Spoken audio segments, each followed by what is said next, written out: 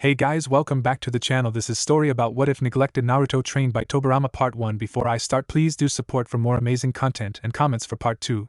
Do consider to subscribe my channel and share my video to your friends and check out the description as well. Let's start the video. Naruto was sprinting through the thick forest floor of the northern forest surrounding the Leaf Village with his black shirt torn and painful expression on his face as his 7-year-old body was falling apart, as he was bleeding from the multiple cuts along his body. However, those cuts were the last things on his mind as the overwhelming rainstorm overhead was soaking him to the bone, causing the blood from the wounds continually flow as it refused to clot, seeing as Naruto was moving as fast as he could to get away. Getting away from what? Better question would be, what would he stay for? As he grew up, he faced terrible conditions from the abuse of the village, from the overpriced food which was nothing but scraps fit more for homeless dogs than humans. Or should he stay for the sights, to drink in the glares and hate from the villagers as he walked down the streets they shared? To feel ostracized for something he could never grasp and could never change because all he knew, he never did anything wrong. Locked away in his tiny room in the dusty attic of the orphanage as potential parents came by because he was a monster who should never be loved, beaten by the same caretakers that fussed over another child if he or she got a scrape on their knees. Eventually, the sight of celebration for someone else's birthday did not even stir a feeling of jealousy within him. How can the people around him be so two-faced? The same mouth that sings out in joy for another spits and curses him.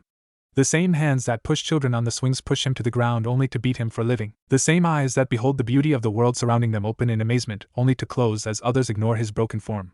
The same ears that listen to the rustling of the leaves in the still mornings become deaf to his cries in a nearby alley. Too lost in his thoughts, he failed to notice the large roots sticking out of the ground, and he fell in the middle of a clearing in the forest, allowing the undying rain relentlessly poured down on his small frame as if they were the physical embodiment of his painful memories. He gripped 2 handfuls of the grass beneath him as he struggled to continue on. Just a little more, just keep going. To where?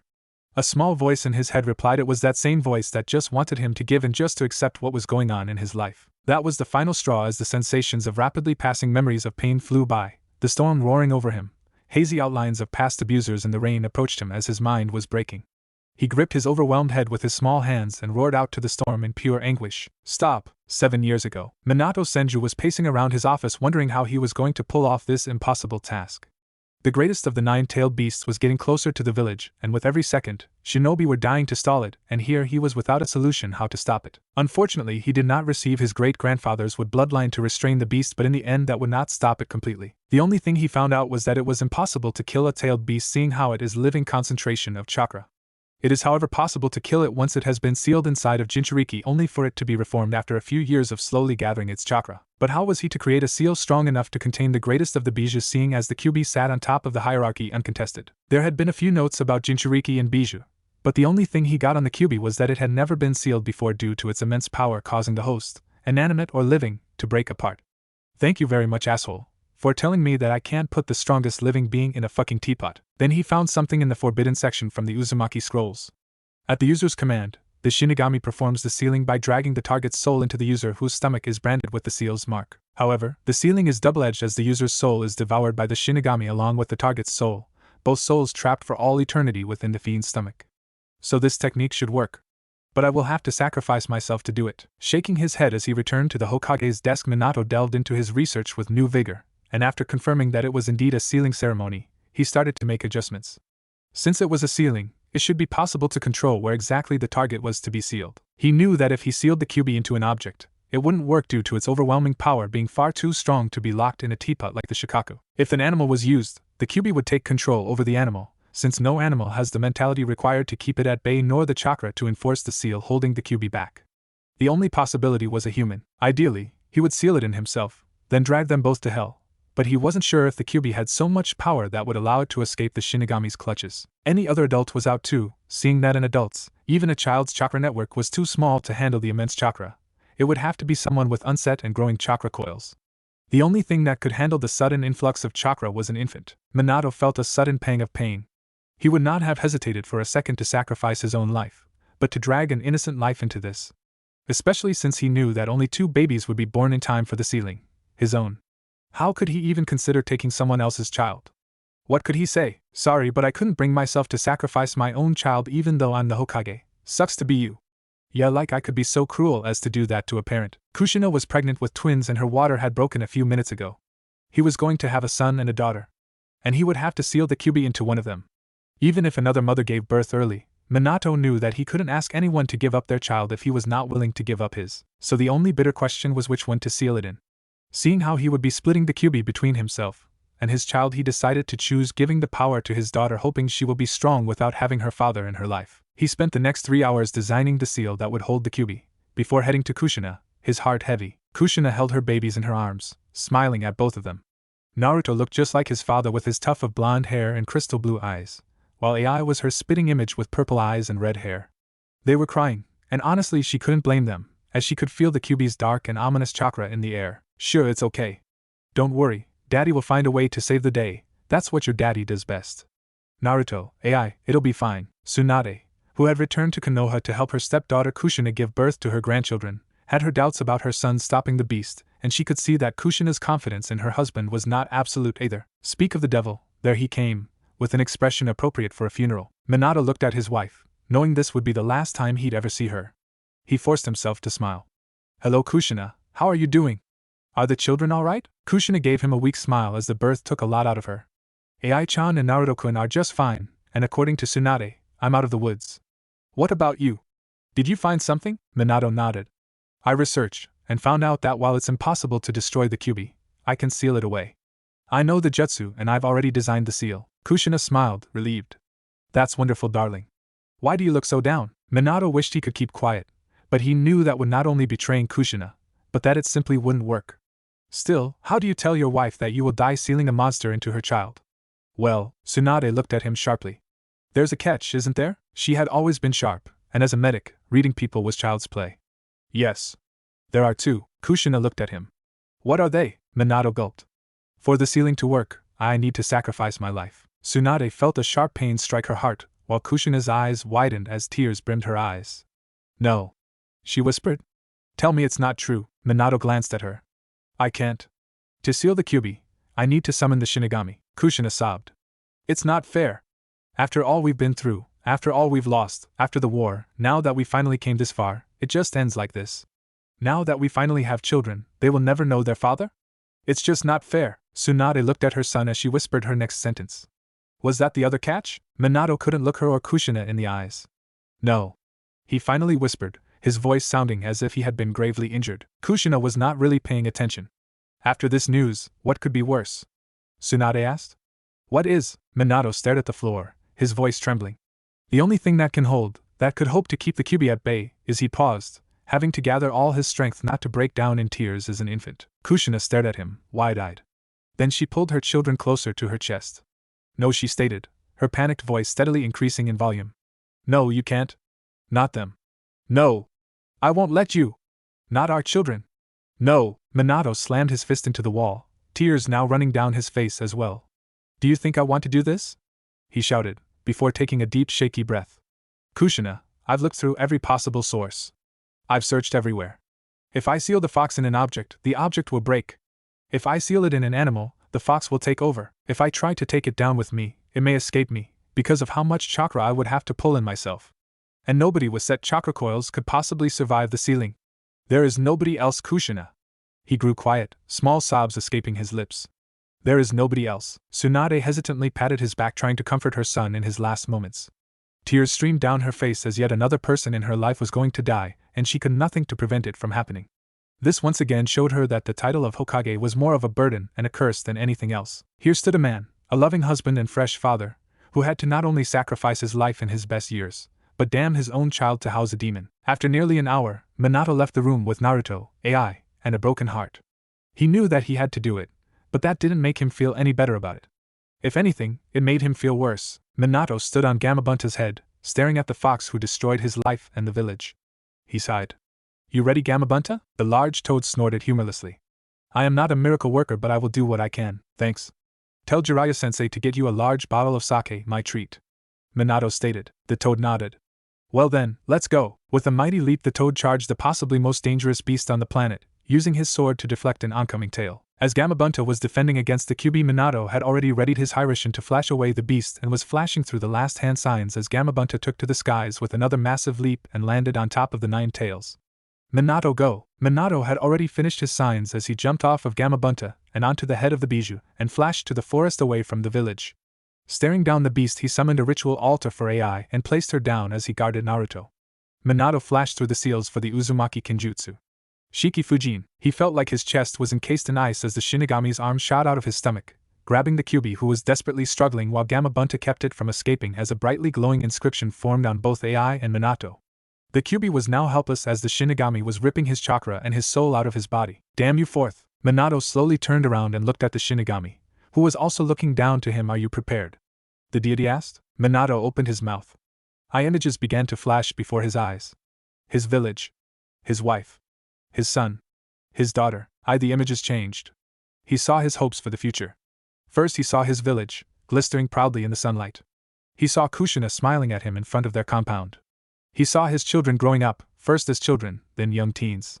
He saw himself and Kushina giving them advice on the shinobi life. He saw them, now older, at their weddings. He saw himself hand the Hokage hat to his children.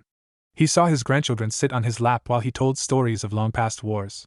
He finally saw himself, now as old as Sarutobi, laying in a bed, surrounded by his precious people, peacefully closing his eyes. Unlike many shinobi, Minato's ideal death had never been to die in a brilliant display, fighting an equal if not superior foe like his great-grandfather or facing unbeatable odds to buy his comrades time like his great-granduncle. He wouldn't mind going that way, mind you, but his dream had always been to die peacefully of old age with a smile, surrounded by his loved ones. It wasn't fair to have everything stolen from him, just when life had finally started to look up.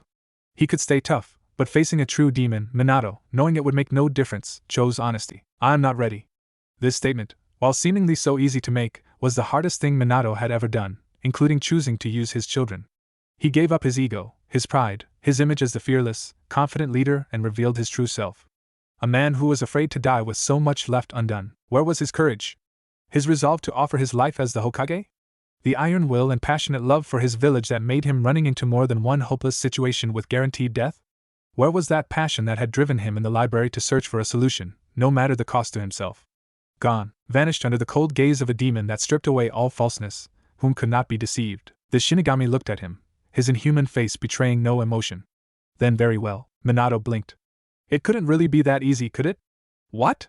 The inscription on his stomach suddenly disappeared. He was confused until he heard a poof behind him. Naruto was now on a similar ritual altar as AI with Minato's old inscription. Naruto! What are you doing? Your soul is still mine, however, because I am not taking your soul now, I will also not take the Bijuu's soul, so rather your other infant shall have it sealed with him. With that said, the Kyuubi's chakra was sealed within AI while his soul lived unsealed within deity looked at him with soulless eyes that froze any outcries in his throat. I am death. Everything dies. It makes no difference if I take you now or in 100 years.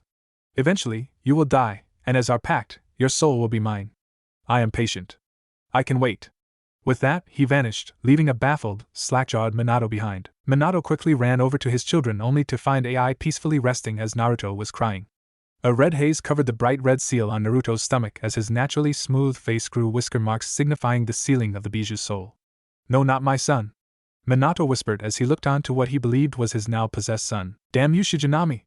Take me instead. Shocked sobs escaped his lips as he went to hold his son but pulled his arms away. No, he is no longer my son. It's all my fault. Minato then walked over AI and picked her up as Kushina rushed over with Tsunade and Hiruzen in tow. Minato-kun! You are alive! She slowed down, wondering what was wrong when she noticed the whisker marks on Naruto. Naruto, my baby! Minato, what happened? Kushina rushed over to pick Naruto up off the altar when Minato wrapped his arm around her waist. Kushina, it was my fault, I was a coward, and now our son what was our son bears the Kyuubi's soul. He said with a shaky breath as he could not even utter the words himself. Kushina began to cry into Minato's shoulder and held on to her daughter for the life of her when Tsunade came from behind and wrapped her arms around the crying pair and offered her condolences. So to shall this pass. That was what Jiraiya said when Dan died, but I was too filled with grief to understand what he said at the time, but I understood later. It means that both sad and even happy times will pass, so no matter how you feel now, time will change it over time. Kas, and it's all my fault. It will all be okay. Meanwhile, Hiruzen Sarutobi was headed over to Naruto as he steeled his heart to kill his successor's child. He lifted his large bow staff to crush his head when he was stopped by a sudden yell. No! But unexpectedly it was Minato who stopped him, not Kushina, who was looking away and ready to let her ex-child die. We do not know what will happen if we willingly kill the Jinchuriki. It could terminate my contract with the Shijinami and kill both of us. Minato said as he called over a silver-haired Anbu to hand Naruto over. Minato-sensei, he is your. No, Kakashi, he is not my son. My son died because of my mistake. Put this thing in an orphanage. His name was Naruto Uzumaki. Kakashi bowed his head and swiftly picked up Naruto and proceeded to give him to a nearby orphanage. Come Kushina, Kasa and I have to address the village what happened. The reunion had been shocking and heartwarming, lasting nearly an hour before Minato decided he couldn't leave his villagers in the dark any longer. He took his daughter in his arms and smiled. She looked exactly like her mother. He stood on the tower, looking down on the masses gathering below, cheering for his victory. He smiled. People of Konoha, we have won. Thanks to our many brave shinobi, I have managed to find a way to defeat the Kyuubi. It will no longer be a terror to our village anymore. The roars were deafening. Minato raised his voice. But not I alone am the true hero. The heroes are all those who bravely faced the Kyuubi. All the shinobi cheered even louder. Then Minato spoke again. Nor am I the savior of Konoha. The true savior is right here. He lifted AI up, so that everyone could see her. The Kyuubi was extremely powerful, and because it is immortal, nothing can truly kill it.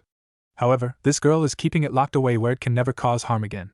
She is the jailer for the most powerful Bijou, and she will make sure that we can live without fear. I present you the savior of Konoha, my daughter Ai Senju given to us by beautiful wife Kushina Senju. There was a moment of silence, then the applause and cheering rose to new heights. Their great Hokage had stated that the girl, his daughter no less, was a hero who kept Kyuubi imprisoned forever, so it had to be true. The few yelling something about killing the demon were swiftly pulled away where the truth was beaten into their heads. Minato felt mixed. He was glad that his daughter and wife were accepted, but he also felt awful knowing he did not deserve these cheers and that his son needed to die for him to live.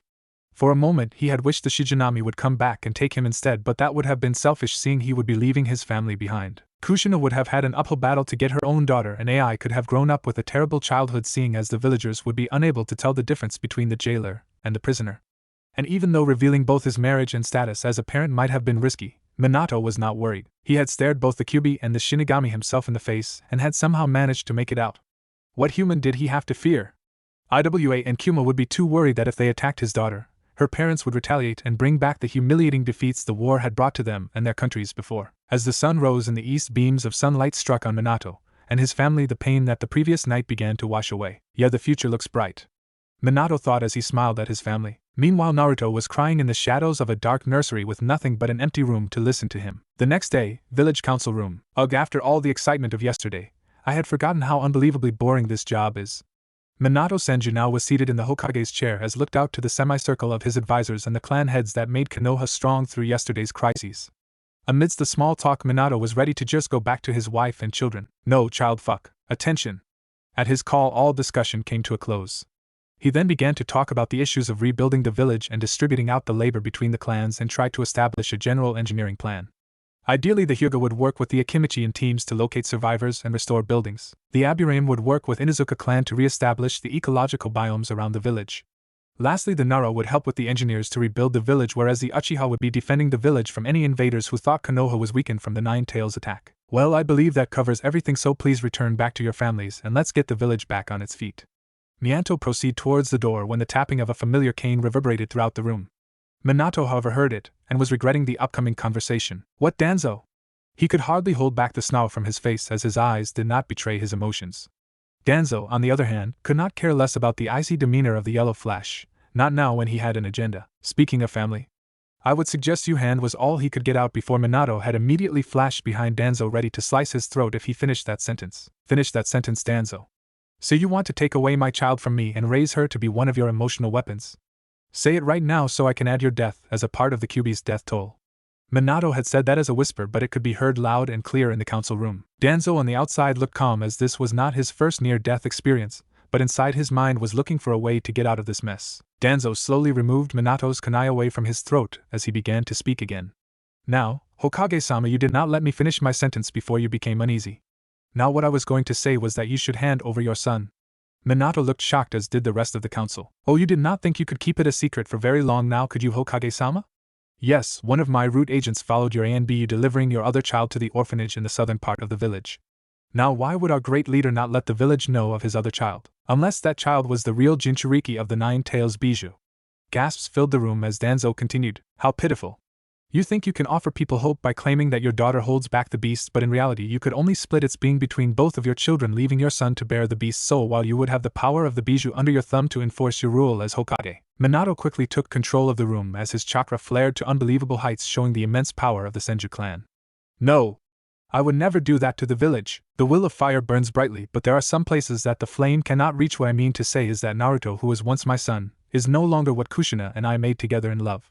He is now what the Shinigami and I made together in cowardice. No one in the room could even take a breath as the full implications of what the Hokage said were digested. Minato turned toward the council with tears streaming down his face.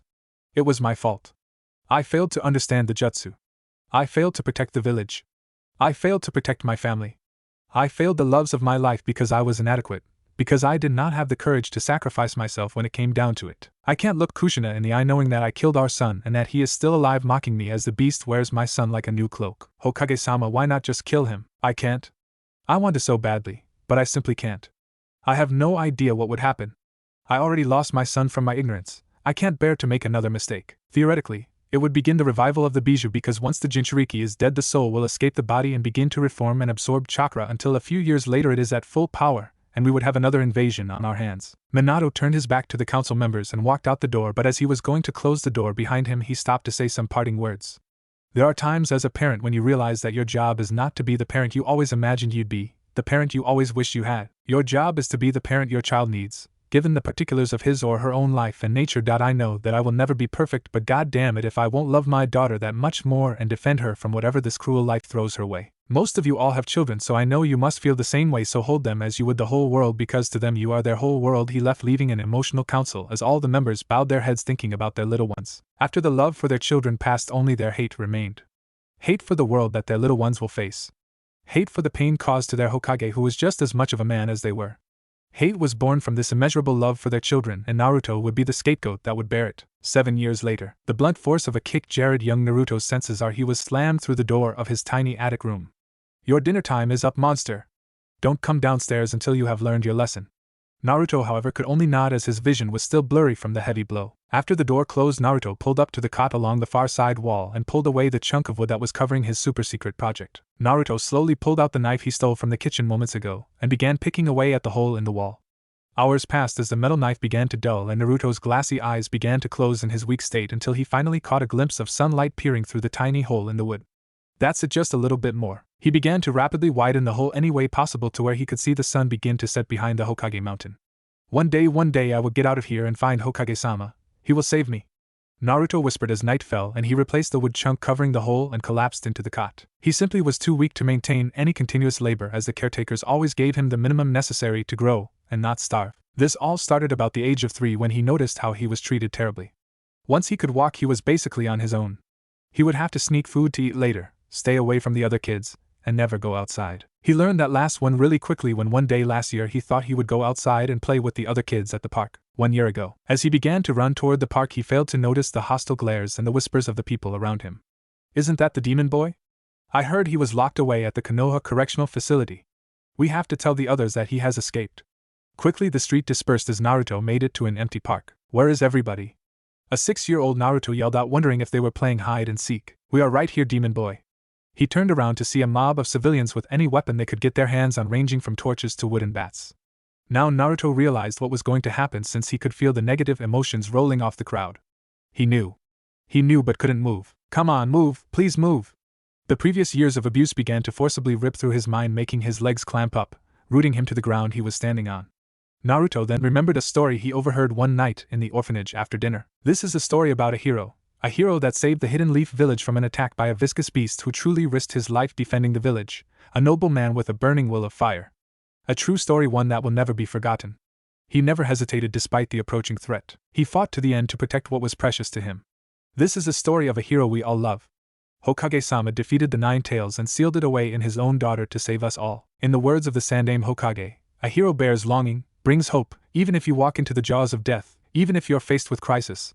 Let your will burn ever brighter, fight for those who believe in you. That's what a hero is. Even as days pass, and the past is replaced by the future, that name will remain as solid as rock, leaving its traces in the new age. A name is once more inherited in this world of chaos. That's what a hero is. A new wind carved into history. Its name is me.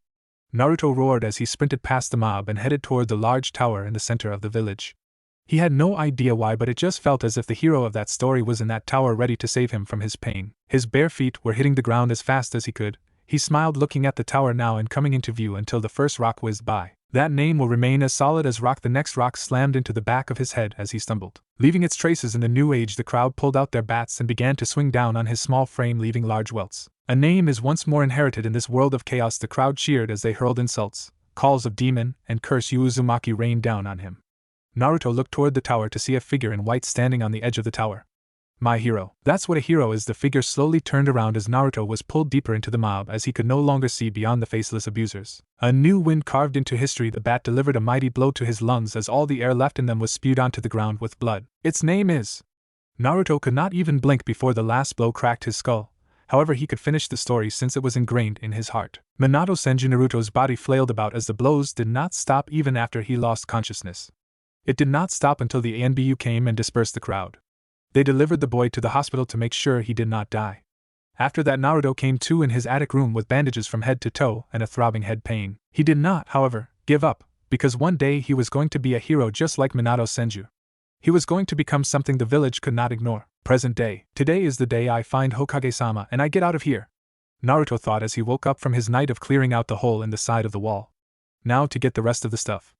Naruto quietly tiptoed to the door and slightly opened it to look for any of the caretakers nearby. Seeing none, he silently crawled along the hallway, making sure that he was as low as possible to avoid being seen by the bottom floor through the stair railings. He made it across without being detected, and he opened the door to the coat room. Nice.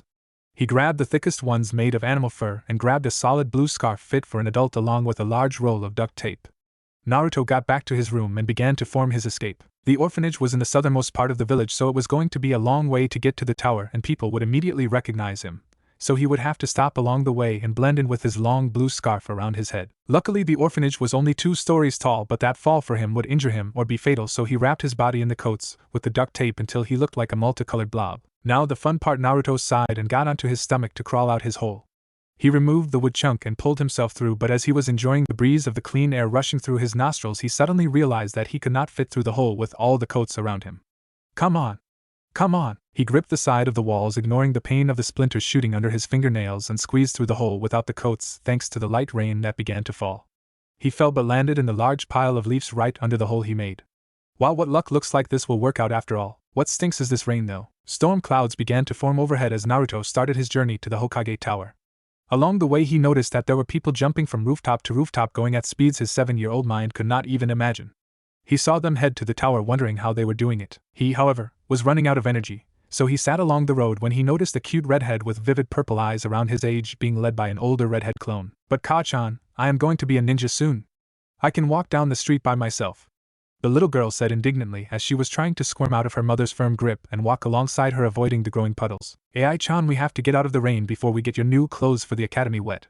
Naruto at this point, however, had heard enough. He was not affected by this show of motherly love, but by this academy where he could learn how to become a ninja just like the Hokage. With that in mind, he rushed in the opposite direction past the daughter-mother duo. What he forgot, however, was that his scarf was no longer covering his entire head, but only from his nose down.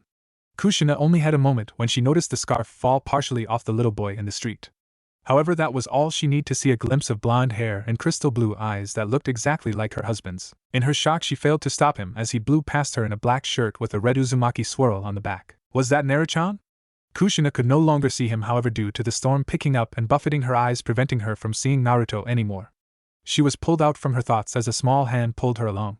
Come on, Ka-chan. We have to get out of here. The storm is ruining my clothes. Right. Kushina, however, was not thinking clearly to comply with her daughter's request. Am I seeing things again, but it felt so real? Kushina then picked up her daughter and shoo-shined back to the compound to get out of the growing storm. The storm raged on as it seemed the elements were against Naruto from reaching the tower. I did not come all the way out here for nothing. An incredible feat of physical energy, he burst through the storm and barreled into the wooden doors of the tower.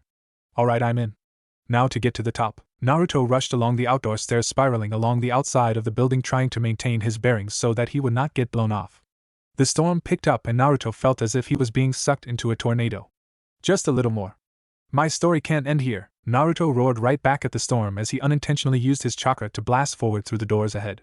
What he failed to notice, however, was the rain that was once pouring down had momentarily stopped until it continued on once he was inside. He was now sprinting toward the large wooden doors in his soaked clothing and his damp scarf that was wrapped along his head, revealing only his fierce blue eyes. I'm here. I'm really here, thank Kami. Naruto ran past the yelling secretary and opened the door to a sitting Minato who was filling out paperwork in his Hokage robes looking as young as he did 7 years ago. Hokage-sama, I tried to stop him but he ran right past me. Minato however waved her off, not minding this child coming to see him. He was suspicious however as to why a child would go out in this weather just to see him, but he did not think too long on it. It's fine, I am sure I can spare some time for him. The secretary smiled and closed the door behind her. So what did you want to talk about? I want to become a ninja, Naruto replied excitedly while Minato just chuckled at the young boy's enthusiasm. Well, let me see this future defender of the Hidden Leaf Village. Naruto looked embarrassed and began talking amiably as he took off his scarf. Well, of course, so I heard that there was some academy where I could learn at and I could become super strong and save princesses, and Naruto's speech was coming in and out for Minato as he sat there taking in what looked like his son. What, he looks so much like me. And he looks malnourished, and what's with that bruise on the side of his head? Did he run away in this storm? Why? Minato was tittering between just staring at his son and picking him up and taking him home just to be a real family again. He bit his lower lip as all he could see now was himself standing in Naruto's place, and the Shinigami floating behind him and asking the question again. Are you prepared? The Shinigami said to the phantom Minato standing in place of Naruto. I am not ready. The real Minato knew where this was going and flashed in front of what he believed was his old self about to make the same mistake and charged up a Odama Rasengan to stop himself from ruining his family. Hokage-sama? Naruto whimpered when he saw his hero come charging at him with a violent jutsu that looked ready to kill him if the vicious look on his face told him anything. At that moment Naruto knew whatever belief he had in this man was stripped away at the sight of giant swirling ball of chakra ready to kill him. He knew that it was now true, no one liked him, no one truly cared. I guess this is where my story ends. I never was much of a hero anyways. Naruto closed his eyes and fell forward, intentionally falling into the path of Mianto's giant Rasengan, but rather than landing on the deadly jutsu he fell into the arm of Minato. He looked up at him with soulless eyes as Minato could not believe what he was about to do, nor could he believe that Naruto was going to kill himself. Good thing I stopped him because I could have killed myself in the process. Yeah, that's it. Please just kill me, I am too weak to resist. Please, Hokage-sama. Naruto whispered to Minato as his world collapsed around him. Minato could not look at his son and pulled Naruto away from his arm as he walked toward the window to look out at the village. Do you truly want to be a ninja, Naruto Uzumaki? He said after a few moments, as just saying his name was foreign to his tongue. Yes, now more than anything. I don't want to be weak. I want to be something, anything other than what I am now. I want to be a hero. Something the village can't ignore. Naruto finished as his body was trembling from all the memories of his weakness flying by in his mind. Minato looked down at his feet wondering what he should do. I don't know. If I let him go to the academy he could just be using this as an excuse to gather power and attack the village as my son. But Minato turned back around and looked at Naruto, who was on his knees crying his eyes out whispering please over and over again. He could not stand to see Naruto like that. He could not stand to see his son groveling at his feet like a dog. The academy starts in a month's time. I will make sure you are signed up for it. Don't be late. Naruto looked up at him with tears in eyes and swore he would become something great. You won't regret this, Hokage-sama. Naruto then ran out of the room excited that he would be starting the academy and becoming a ninja so soon. I hope I made the right choice, however. An ANBU agent who lost his family in the Kyuubi attack heard everything and left in a shushin to get his friends and right this situation. Leaf Village Street. Whoa! I am going to be a ninja! Naruto yelled out into the storm as he was too excited to care about being wet. I'm going to be a ninja! Ninjas don't care about being wet. Naruto continued his way to the orphanage until 4 blurs prevented him from going past them. As he got closer he recognized the figures quite easily as he just spoke to the blonde one only moments ago. Hokage-sama, what's going on? Shut up, demon boy. I only refused to kill you in my office so your blood would not stain my floor. But what about the academy and me becoming a ninja? Naruto cried out. That was all a lie, now do what foxes are good at and run. The other ANBU jumped into action as they threw shuriken at him, and the henge ANBU just smirked at the horrified face on Naruto. I knew it was too good to be true. Naruto however could only mumble what he said since he was too busy from dodging the lethal weapons. He ran north trying to lose them in the forest. Leaf Village, Northern Forest. Naruto was now sprinting through the thick forest floor of the northern forest surrounding the Leaf Village with his black shirt torn and painful expression on his face as his 7-year-old body was falling apart, and he was bleeding from the multiple cuts. However, those cuts were the last things on his mind as the overwhelming rainstorm overhead was soaking him to the bone, causing the blood from the wounds to continually flow as it refused to clot, seeing as Naruto was moving as fast as he could to get away. Getting away from what? Better question would be what would he stay for? As he grew up he faced terrible conditions from the abuse of the village, from the overpriced food which was nothing but scraps fit more for homeless dogs than humans. Or should he stay for the sights, to drink in the glares and hate from the villagers as he walked down the streets they shared? To feel ostracized for something he could never grasp and could never change because as far as he knew he never did anything wrong. Locked away in his tiny room in the dusty attic of the orphanage as potential parents came by because he was a monster who should never be loved, beaten by the same caretakers that fussed over another child if he or she got a scrape on their knees. Eventually the sight of celebration for someone else's birthday did not even stir a feeling of jealousy within him. How can the people around him be so two-faced? The same mouth that sings out in joy for another spits at and curses him. The same hands that push children on the swings push him to the ground only to beat him for living. The same eyes that behold the beauty of the world surrounding them open in amazement only to close as others ignore his broken form. The same ears that listen to the rustling of the leaves in the still mornings become deaf to his cries in a nearby alley. Tears stream down his face from the memories of his childhood only to be lost in the uncaring rain. It seemed even Kami could care less for this little boy as he tried to escape from his pains. He even tried talking with the Hokage, but it seemed he was always too busy, or when he did talk to him, he would only say something about how the villagers would eventually stop or how they will grow to love him as he would be defending the village, but he refused to even look at him, usually over him, or even through him. It was during these talks when he realized that no one would ever love or even care for him. Too lost in his thoughts, he failed to notice the large roots sticking out of the ground, and he fell in the middle of a clearing in the forest, allowing the undying rain to relentlessly pour down on his small frame as if they were the physical embodiment of his painful memories. He gripped 2 handfuls of the grass beneath him as he struggled to continue on. Just a little more, just keep going. To where? A small voice in his head asked. It was that same voice that just wanted him to give in, just to accept what was going on in his life. That was the final straw as the sensations of rapidly passing memories of pain flew by, the storm roaring over him. Hazy outlines of past abusers in the rain approached him as his mind was breaking. He gripped his overwhelmed head with his small hands and roared out to the storm in pure anguish, "Stop!" Then the unthinkable occurred. The rain suddenly froze midair, as if someone had hit the pause button on a movie. Naruto looked wide-eyed at the immobile rain, and reached out to touch a large raindrop when a sudden loud rumble of thunder broke him of his trance. He jumped back as the rain then continued to pour down on him with such intensity that it made it nearly impossible to see, and with such speed that it began to hurt him as he continued to run away, seeking shelter from the storm. Naruto could not see and was too tired to continue walking, so he collapsed face first into the soft grass. Well, it should have been soft, but it felt as if he hit his face on concrete. Ah, what was that? Naruto rubbed his face to get the water out of his eyes and removed the dirt covering what seemed to be a solid concrete circle, like a sewage drain cover, with a strange symbol in the center. This looks weird, maybe it's covering something? Naruto's small fingers wrapped around the edges and he moved the concrete covering slightly with all he had. He noticed that it was covering a hole that led to a tunnel underground. I wonder what's in here. Well, whatever it is, I need to get out of this storm, so I'm going in. He put his arms behind his back as he tried using his legs to push the rest of the cover off until a few seconds later there was enough space for him to fit in. Naruto jumped down and rolled when he hit the bottom, which was about 8 feet from the top of the hole.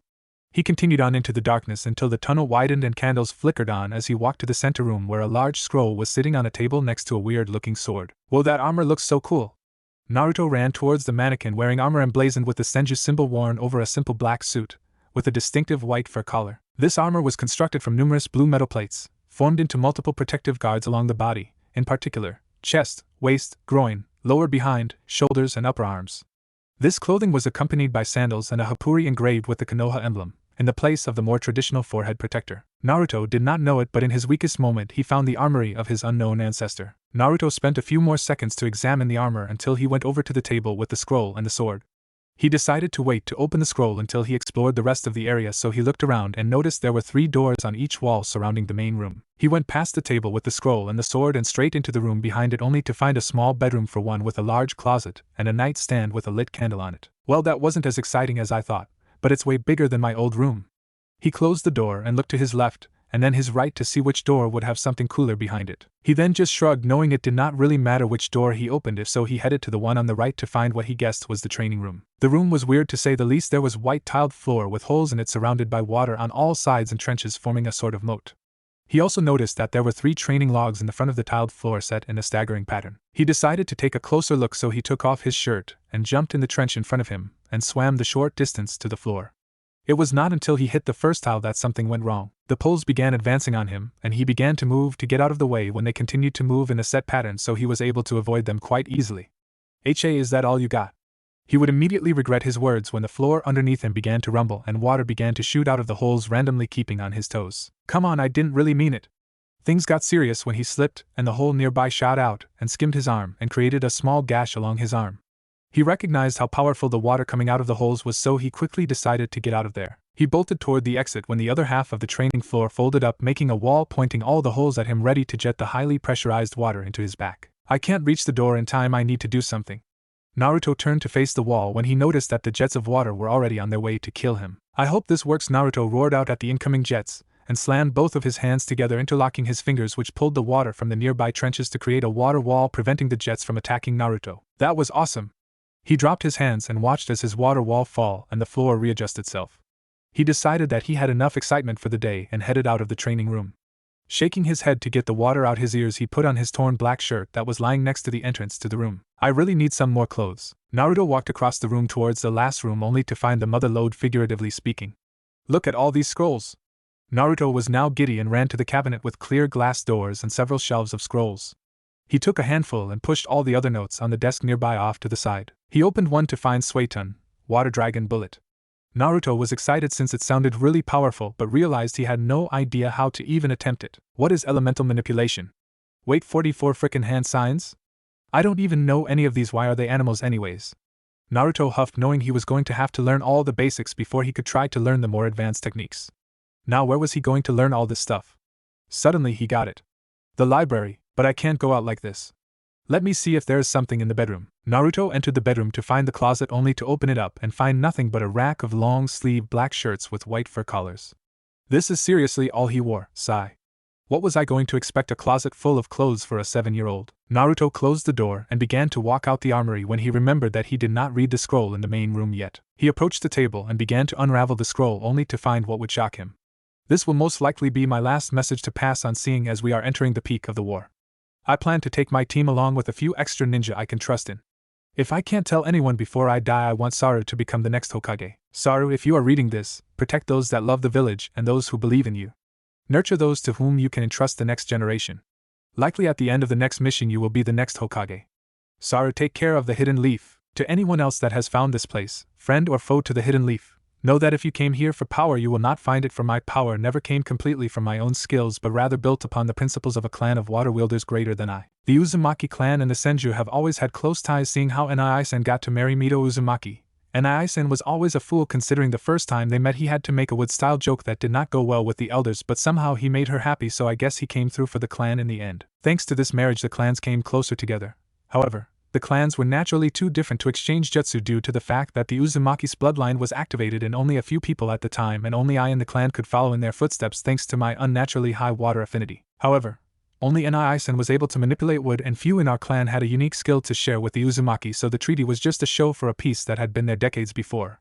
However, it was unfortunate that none of our clan learned the Uzumaki seals, so those who come here in search of power will find themselves empty-handed with nothing other than my material possessions that are useless to me now. Know that my soul lives on through the techniques I created alongside the Uzumaki, and those who wield their great power will become strong in body. But to be strong in the mind, one must realistic by nature, a logic-based personality that leads him to believe firmly in laws above anything else in terms of keeping peace and order, must be strong-spirited and passionate like the water they wield. Tobirama Senju. Naruto just stared at the scroll in his hands as rage built in him. What, wait, the Senju and the Uzumaki were close? Then why? Flashbacks of Minato charging at him with his Rasengan, and the day he was beaten in the street, and seeing his hero turn away from him when he needed help the most. The countless times he wished he could escape from the orphanage. That night after he made the hole and he collapsed, feeling like when he would meet Minato he would save him from all his pain. Then the lies he gave in his office only to chase him in the storm and try to kill him. Is it because I'm a demon? Is that why they abandoned me? Is it because I was weak? Was it because I was worthless? Naruto grabbed the sword of the Thunder God and charged it, ready to destroy the scroll and anything in reach. He stopped just inches away from the scroll. Lightning was crackling violently, ready to destroy anything in its way. No, this is how I will grow strong enough to shove back the greatest revenge, his massive success, and be greater than they could ever be, and take what he loves dear. Naruto put the scroll on the table and balled his fist, swearing to himself to outdo any Senju through the powers of the Uzumaki, and the soul of Tobirama guiding him through his personal techniques. He was going to grow strong and become greater than anyone, even the fourth Hokage, held by everyone to be a hero. He walked out of the armory to go begin gathering power by first getting knowledge. Hours later, Naruto returned looking like a new person.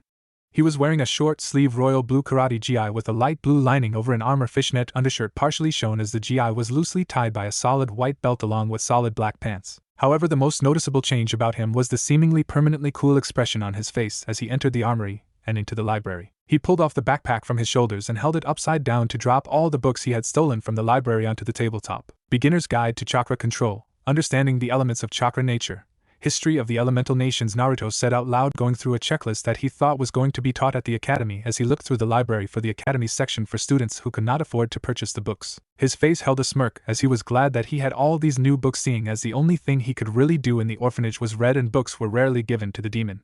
Naruto had to steal any books that were left around and hide them in the hole in the side of the room. Well, you got to start somewhere, but I believe the most useful one right now is the survival guide, seeing how I can't just continually slip into town for a meal run. Naruto propped himself in the chair next to the table, propped his feet on the table, and began to read late into the night until he fell asleep with the book on his face. The next morning Naruto yawned as he noticed that his candle ran out overnight, and got up and began to stretch his usual stretches to keep his body active when he was not allowed outside. What sucks about this place is that there is no way to tell what time it is. He left the library with the survival book in hand along with a couple of kunai and a roll of wire string that he got from the same weapons store where he stole his outfit from. He took a deep breath of the fresh air of the northern forest, and enjoyed the rustling of the leaves, as all he had heard all his life were the yells of others and the loud noises of the village. Well, let's hope I don't mess this up too badly. Naruto then proceeded deeper into the forest, determined to collect breakfast, or starve trying. Naruto looked for rabbit trails and found one after a few minutes, and began to form his snare to place along the trail. After an hour there were multiple snares along the trails nearby as he sat in a tree overseeing the traps when he noticed a pack of rabbits coming to them. "Come on, you dumbass, get into the traps, I'm so hungry." The majority of rabbits avoided the obvious traps, but two got caught by their feet. Naruto dropped down from the tree and tried to throw both kunai at the same time, but completely missed. He sighed, knowing that he would not suddenly become a marksman by picking up the kunai. He picked up both kunai and ready to kill the rabbits when he stopped inches away as he hesitated, as it would be the first time he would have to kill to survive, and he knew this only be the first time in a long future of death.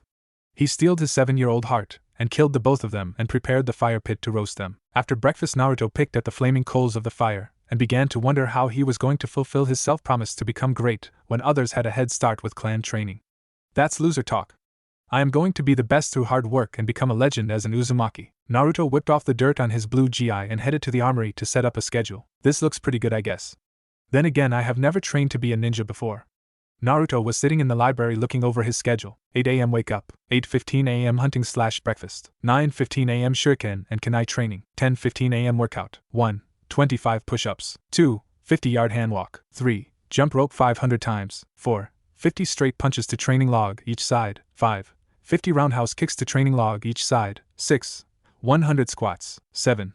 5 by 50-yard sprints, 8. 2 sets of 90-degree sprints, 1 p.m. cool down and calisthenics, 1:30 p.m. shower and lunch, 2 p.m. reading, Beginnings of Chakra, Chakra Control, History of the Elemental Nations, Academy Manual on Taijutsu, Academy Manual on Ninjutsu, Academy Manual on Genjutsu, 5 p.m. Taijutsu training with jets off, 6 p.m. Taijutsu and evasion training with jets on, 7 p.m. meditation and chakra control exercises, 8 p.m. bloodline training, manipulation outside of dangerous situations, lifting water and shape manipulation, moving streams of water around obstacles while maintaining shape, 10 p.m. sleep. Yeah, this looks okay until I can start classes and learn about channeling chakra through hand signs, and then I can start the jutsu in the library.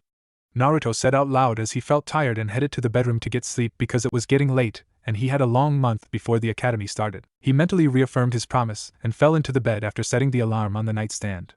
I swear on the Uzumaki name I will make them pay for hurting me. 1 month later, as the alarm clock blared, Naruto's sharp blue eyes opened and he quickly turned it off. He slowly walked toward the closet and put on his gi and black pants, then proceed to the full body mirror. As he looked at his reflection to make sure he was ready, he slowly opened a jar with red paint and streaked his face with the paint the same way Tobirama did as he passed his unknown ancestors' coming-of-age ceremony similar to the Uchiha yesterday. But rather than the clan symbol on his back, he wore the same war paint Tobirama wore as child, with only thin short streaks on his chin and cheeks. It is time. Naruto quickly left out of the armory and closed the entrance with the heavy cement cover, then quickly leapt toward to the academy, with his only thoughts being to be the best. To be greater than my peers. To show how great the Uzumaki clan is. To be something that can't be ignored. Naruto swiftly entered the village and went into the academy at his own pace, maintaining his cool exterior. He stopped in front of a busy secretary who was dealing with a mountain of paperwork to process all the new students and those returning for their later years. "Excuse me, ma'am, where do the first-year students report to?" Naruto asked calmly. She simply said a room number without looking up to see what child asked this time. Kids these days are always getting lost. How are they going to be ninja when they can't find a classroom? Bah, not my issue. Naruto walked away and headed toward the room as he was beginning to get nervous. Were they going to turn him away? Did the Hokage sign him up or not? These questions plagued his mind until a red blur sprinted by him, and would have bumped into if he was the same as he was last month. Sorry, but I am going too late on my first day. The red blur turned when she said that, and he remembered her from the day of the storm. So she is here as well. I wonder what that means. Naruto just shrugged, not thinking much on it since he had no idea who she was. Well, better get to class. Iruka was running through the attendance when he noticed 2 names were absent, and both were big names. Where is Hokage-sama's daughter and him? Iruka was going to mark them absent when the door suddenly opened to reveal a slightly out-of-breath AI Senju. I'm here, sensei. Two-sen just had some speech to give me about growing up so fast or some nonsense like that. Well, I am so glad you graced us with your presence. Iruka made an overdramatic bow which caused her to blush brightly. Seeing that he had embarrassed his student enough, he told her to sit down in an empty seat when AI looked up to see her best friend. Satsuki-chan, you're in here too. She quickly scaled the stairs and sat next to her best friend Satsuki Uchiha. They were best friends from since they were little girls, well, littler girls, since age 2, because their mothers were best friends since they were together on the same genin team. They were both friends and rivals, seeing as it started over a year ago when Satsuki passed the Uchiha coming of age ceremony by mastering the fire release Fireball Jutsu, and would not stop showing off her Uchiha crest on the back of her black high-collared shirt. Of course, this caused AI to complain to her parents all day and say how Satsuki was getting better than her, and that she could not let an Uchiha outdo her as an official Senju. Minato was caught off guard by her statement, but he could tell she was joking yet serious at the same time, so after a while he found her a C-rank jutsu on par with the Fireball Jutsu, and like the prodigy she learned it just as quickly, so the day after she learned it she went to show it off. Satsuki was wondering why her friend would bring her out to the Uchiha Lake when she noticed the big smile on her best friend's face, meaning she was up to something. She asked what was going on but only sighed with a small smile on her face as AI was talking excitedly about learning a new jutsu, but not telling her what it was. Shaking herself from her memories, she smiled at her overenthusiastic friend as she began to talk her ear off about everything from breakfast to her last training session with her mother. We are like complete opposites, yet I love being around her. She is like a sister to me since Nai-san is always too busy with umbu stuff. Satsuki just began to nod occasionally during AI's one-way discussion on the wonders of ramen with stars in her eyes as the door slowly opened with a blonde in a loose blue gi that only made his blue eyes look even sharper than normal. Naruto Uzumaki reporting for class. He said smoothly in a relaxed posture, but Iruka could see that his eyes were sharp, looking for any aggressive behavior or deceit from his future sensei. Iruka looked a little peeved seeing that this was the second dramatic entrance which interrupting him from starting the lesson. Yes, Naruto, please take an empty seat so we can begin class. Iruka could care less that he was the rumored demon child, seeing as long he did not interrupt his class he could teach the other children in class. Naruto calmly walked up the row as he looked around to see a majority of the clan's heirs here, seeing as they all wore their clan symbol, making it easy for him. This is excellent. I will become the best of the best here no matter what it takes. He looked to the top right row where the redhead that he had seen before was pointing to the empty chair next to her, as the dark-haired girl next to her refused to make eye contact with him, but he did not think much on it. Is this seat taken? Naruto asked, and before he took it the dark-haired girl spoke up. HN. As if a commoner such as yourself could sit next to elites like us. Naruto gave an icy look to the girl who was looking out the window while the redhead was berating her friend for being mean to the new classmate, but even she held her doubts of a non-clan ninja. Don't listen to Satsuki-chan, she is just being mean, please sit next to me, there really are no other seats. My name is AI Senju and my amo girlfriend is Satsuki Uchiha. Naruto, who was facing a speaking Iruka with his hands interlocked trying to avoid speaking to them, began to grip his hands tighter together at the mention of the Senju. The first step to becoming better is to soundly defeat and dominate their rival. What luck that they are best friends as well. Naruto just grunted in response like an Uchiha, drawing a raised eyebrow from both girls, but they ignored the blonde boy until Satsuki decided to speak up again. What's with the red war paint? Are you trying to copy the Nidaime Hokage? Yeah, what's with copying my great-granduncle? Iruka, however, seemed to intervene as he said they were going to begin ranking the students by a sparring tournament to begin with, then a kunai accuracy test to test how far along the class was before they begin the year. You will see soon enough, was all he said as he walked outside towards the sparring grounds. Meanwhile, the clan heiresses could not suppress their interest in the blonde.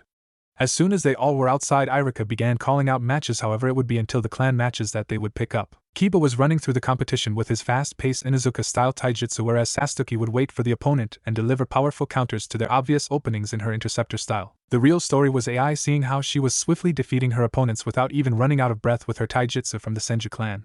At the end of each other's matches, the Senju and Uchiha heirs shared a cocky smirk, knowing their clan training was taking them to the top, and it would be decided between them who would be number one. Iruka called both Kiba and Naruto to the sparring circle to get ready for their match. Kiba was bouncing on his toes ready to beat another one of these clanless losers. Hurry up so I can beat you. I don't have time for losers like you. And I have to impress AI-chan and Satsuki-chan. Yes, our Inuzuka friend could not bring himself to choose one of the beautiful clan heiresses, so he swiftly decided that since he was an alpha dog he should get the best, and he should not have to choose between him. Naruto could see his excitement, and could hardly hold back his own, but he casually entered the sparring circle and assumed a taijutsu stance where he held both of his fists under his shoulders and held a 50-50 stance, creating a mental centerline dividing Naruto's stance in half. Naruto Uzumaki vs Kiba Inuzuka. Ready? Begin! Iruka leapt away as Kiba charged at Naruto with a wide right hook as Naruto saw him coming a mile away.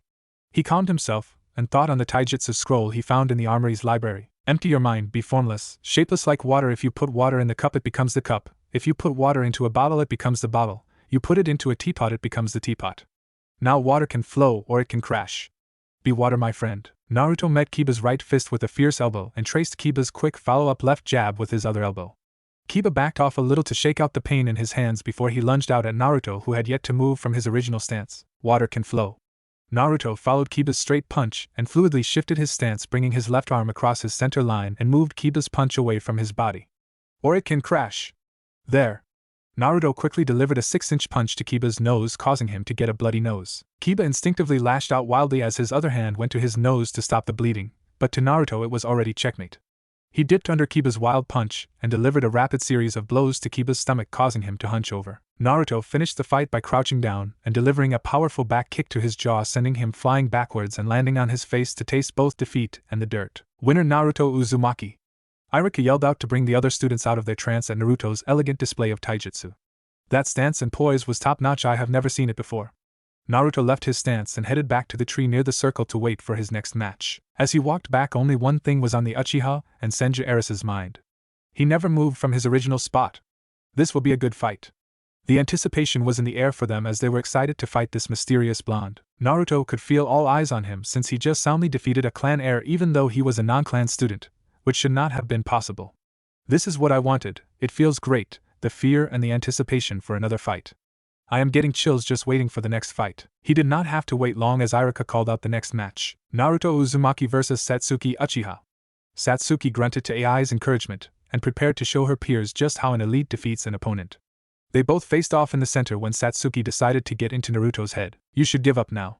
There is no way you can defeat an Uchiha elite, especially me, a clan heiress. Naruto looked blankly at her, causing her to get her angrier at him. You know you never answered why you have the Nidaime Hokage's marks. Everyone looked to Naruto, even Iruka was interested in why Naruto was wearing the iconic war paint. He just sighed and assumed his stance, as did Satsuki in her interceptor fist. Show me the full power of the Uchiha clan, and if you force my hand I will show you the reason why I earned these stripes. Satsuki was angered by his statement because he basically said he was above the clan, and that she only might force his hand. I am going to beat him to a pulp for dishonoring my clan. Ready? Begin! Satsuki rushed at Naruto at a much faster speed than Kiba, so he had to move from his spot or risk being taken down too early. Satsuki quickly got inside his guard and delivered a swift punch to his gut, followed by an elbow to the back of the skull, leaving Naruto flat on his face. I knew you were all talk. Iruka-sensei called the match. He won't be getting up anytime soon. Just as Iruka was going to call the match in her favor, he heard laughing from the previously thought knocked out boy. Haha, you really thought that it was over? Come. Now I know how soft your blows really are. As soon he finished that sentence, she rocketed with rage in her coal eyes toward Naruto, and Naruto sped right at her as well to begin a flurry of punches in the middle of the sparring circle. I can't keep this up much longer. I must show him the power of an Uchiha elite. Satsuki quickly disengaged and began hand signs for her jutsu before Iruka could stop the match. Snake, ram, monkey, boar, horse, tiger. Here it is. Satsuki-chan, don't. AI yelled out, trying to stop her friend from seriously hurting her classmate. Fire, release, fireball jutsu. Satsuki released a large orb of roaring flame directly at Naruto, but when Iruka was about to jump and Naruto began to hold a hand sign. This is it, come on Naruto. Tiger. Water release, gunshot. Naruto released a similarly sized orb of water to meet Satsuki's fireball jutsu, which created a large steam fog in the sparring circle. Satsuki was in shock, not from her using a deadly jutsu but from the surprise that this no-name classmate could match her jutsu. Naruto decided to capitalize on her hesitation and sprinted across the steam fog and delivered a sweeping move to get her off her feet and went down to punch, but held it right in front of her face. Satsuki was looking right into Naruto's eyes when she noticed something. Those eyes, they are full of anger. At me? No, they are not for me, but for who then? Naruto got off of her and proceeded to walk off, leaving a stunned Satsuki being helped up by AI. Don't worry about it, Satsuki-chan. You could not have known he could use a water jutsu. I will get him for you the next time we fight. Satsuki shook herself out of her thoughts and nodded to her friend and bumped fists with her. Yeah, you better beat him, or you will give the Senju a bad name, and we might not get ramen after school today.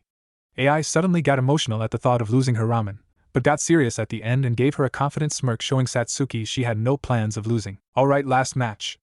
AI Senju vs Naruto Uzumaki. Come meet in the center, and we will begin the final match. Naruto took a deep breath and kept a blank face, but his eyes could not hold back his feelings about the upcoming match. I can't get caught up in my emotions or I will lose this match. Now I only have one more gunshot in me left, and maybe enough churka for my other jutsu if I conserve on the gunshot. Well, no use thinking about it, now it's time. There is no way I am going to lose. I have to defend Satsuki and my clan name. I don't know what Tusan would say if he knew I lost to a clan-less student. AI's thoughts were on never giving up so she could live up to her clan name. Funny enough, Naruto's thoughts were similar as the tension in the air rose when they made eye contact as if to say to the other that they were going all out. Irika, picking this up, decided that now would be the best time to start the match. Ready? Begin! Naruto and AI quickly got into the thick of it as Naruto had to defend against a powerful roundhouse kick to his head with both arms. Damn, that is some power behind her kick. Is this the physical prowess of the Senju? Naruto dropped down and swept AI's exposed leg and tried to follow up a punch, but AI let Naruto sweep her, and she twisted to both of her palms on the ground and gave Naruto a double kick that sent him flying to the tree nearby. Fuck. Ugh, it feels like I broke a rib or something. Before Naruto could get back up, AI began to weave hand signs to the jutsu she showed off to Satsuki at the lake that day. She closed her eyes as she mentally went through the signs to remember. This is it. Monkey, dragon, rat, bird, ox, snake, dog, tiger, monkey. Lighting, release, thunderbolt of Zeus. A large jagged thunderbolt came speeding at Naruto, and before he could dodge the thunderbolt, it pierced his shoulder and erupted in a giant show of sparks that made it difficult to look at the display of power. After the technique dimmed down, it revealed a beaten and extremely injured Naruto with random sparks of electricity coming out of him at different times. Oh my god, I am so sorry. AI ran over to the gravely injured Naruto and tried to do what she could, but she really couldn't do anything. I didn't mean to. I wanted to beat you, but not like this. AI had tears in her eyes, thinking she just killed her classmate when Naruto underneath her tapped her head with both his pointer finger and his middle finger, and then directed her attention to another than Naruto right behind her with a flat hand to her neck, simulating a kunai. If this were a real battle. But if you are there, then who is? The Naruto beneath her dissolved into water, revealing it to be a water clone the whole time. When did you? Naruto decided to interrupt her question because he knew what was coming. When you closed your eyes to remember the hand signs to your jutsu, I created a water clone to take my spot as I waited in the tree limb above you for when you would come over. He answered without taking his eyes off her. It's like he is only looking at me with those deep blue eyes. Of course he would only be looking at me. I asked the question, stupid. Naruto walked away, balling his hand into a fist, letting blood flow through his fingers, completely ignoring AI's blushing face. I'm becoming stronger, good. The rest of the day went well for Naruto after the spars as he tried to be the best at the shuriken test, but he was simply too out of breath and too low on chakra to do how he usually performed, which caused his overall ranking to drop behind AI as she got a perfect score due to her large amount of stamina and training. However, he still edged out Satsuki, who got a better score in the shuriken test but lost in the spar, so she was chasing behind him in third. Needless to say, everything was going ideal for Naruto except the most important part of beating AI. This is bullshit. I should be number one. I won the spar, not her. Naruto could only glare at the ranking list outside the classroom, hoping it would burn to ashes by his look. He sighed and went back to the armory to eat and rest as his chakra was as low as it had ever been in all of his training over the month. This did not deter him, but only pushed him on. As he left, he could feel the stare of a cold pair of eyes, but he refused to acknowledge them as he turned to leave. Satsuki-chan, I got first place. AI was running toward a fuming Uchiha heiress who could only ball her fists at the retreating back of Naruto Uzumaki. Damn him, if I did not hesitate I would have won, and he would have been at my feet like it should have been. I need to unlock my Sharingan, and then I will easily win. Wiping that stupid expression off his face. AI had been talking the whole time about how she would hold on to her rank and how she would not lose to Naruto ever again, but stopped when she noticed that Satsuki was not listening. Satsuki-chan, forget about him. Come on, it was one spar, I bet next time we fight him we will definitely win. AI pouted but then held a victory pose to cheer her friend up. Meanwhile, Satsuki could not fight off the giggle coming out of her mouth at the ridiculous pose her friend was making. Yeah, you're right, AI-chan. Just some more training and we will show what it's like to mess with the best clans in Konoha. That's right. But first, the food of God's ramen. AI was pulling Satsuki by her hand through the school as she sprinted toward Ichiraku ramen. However, while her thoughts were solely on food, Satsuki's thoughts were on the blonde boy that beat her. Whatever, I guess I will ask Kanai-san for more training and show him his place. Hours later, Satsuki found herself at the usual stoic Uchiha dinner with her parents and her brother, but the silence was broken by Fugaku. So how was your first day of class? I heard they had spars for the first day to establish rankings. Mikoto was interested as well as Itachi but frowned when they noticed Satsuki was playing with her food. Satsuki-chan, do not play with your food. Answer your father please, we all want to hear about your first day, honey. Satsuki put down her chopsticks and mumbled out something that was unheard by the rest of the table. What was that, Satsuki Uchiha? I got third place. Satsuki looked down to avoid eye contact with her father. Well, that is inexcusable. Why in my day? Fugaku could not finish that sentence, as Mikoto elbowed him in the ribs with her fully matured Sharingan turned on, daring him to finish that sentence, or face her wrath, which usually meant that little Fugaku would not see any action for a long time. Why don't you tell us what happened, honey? Satsuki looked up at her mom, who was looking at her kind eyes like her Nii-san while Fugaku was rubbing his sore side, and spoke up quietly. Well, there is this boy, and that was all she could get out before Mikoto brought her hands to her cheeks and talked excitedly. Oh, do you hear that? Fugaku-kun, our little sweetheart, has a crush, and so soon. I wonder when she will be bringing him around. Oh, I have to make plans and KSN. It's not like that. However, they ignored her as Itachi got up from the table. Itachi-kun, where are you going? Mikoto asked with an overly sweet tone as she suspected what he was going to do.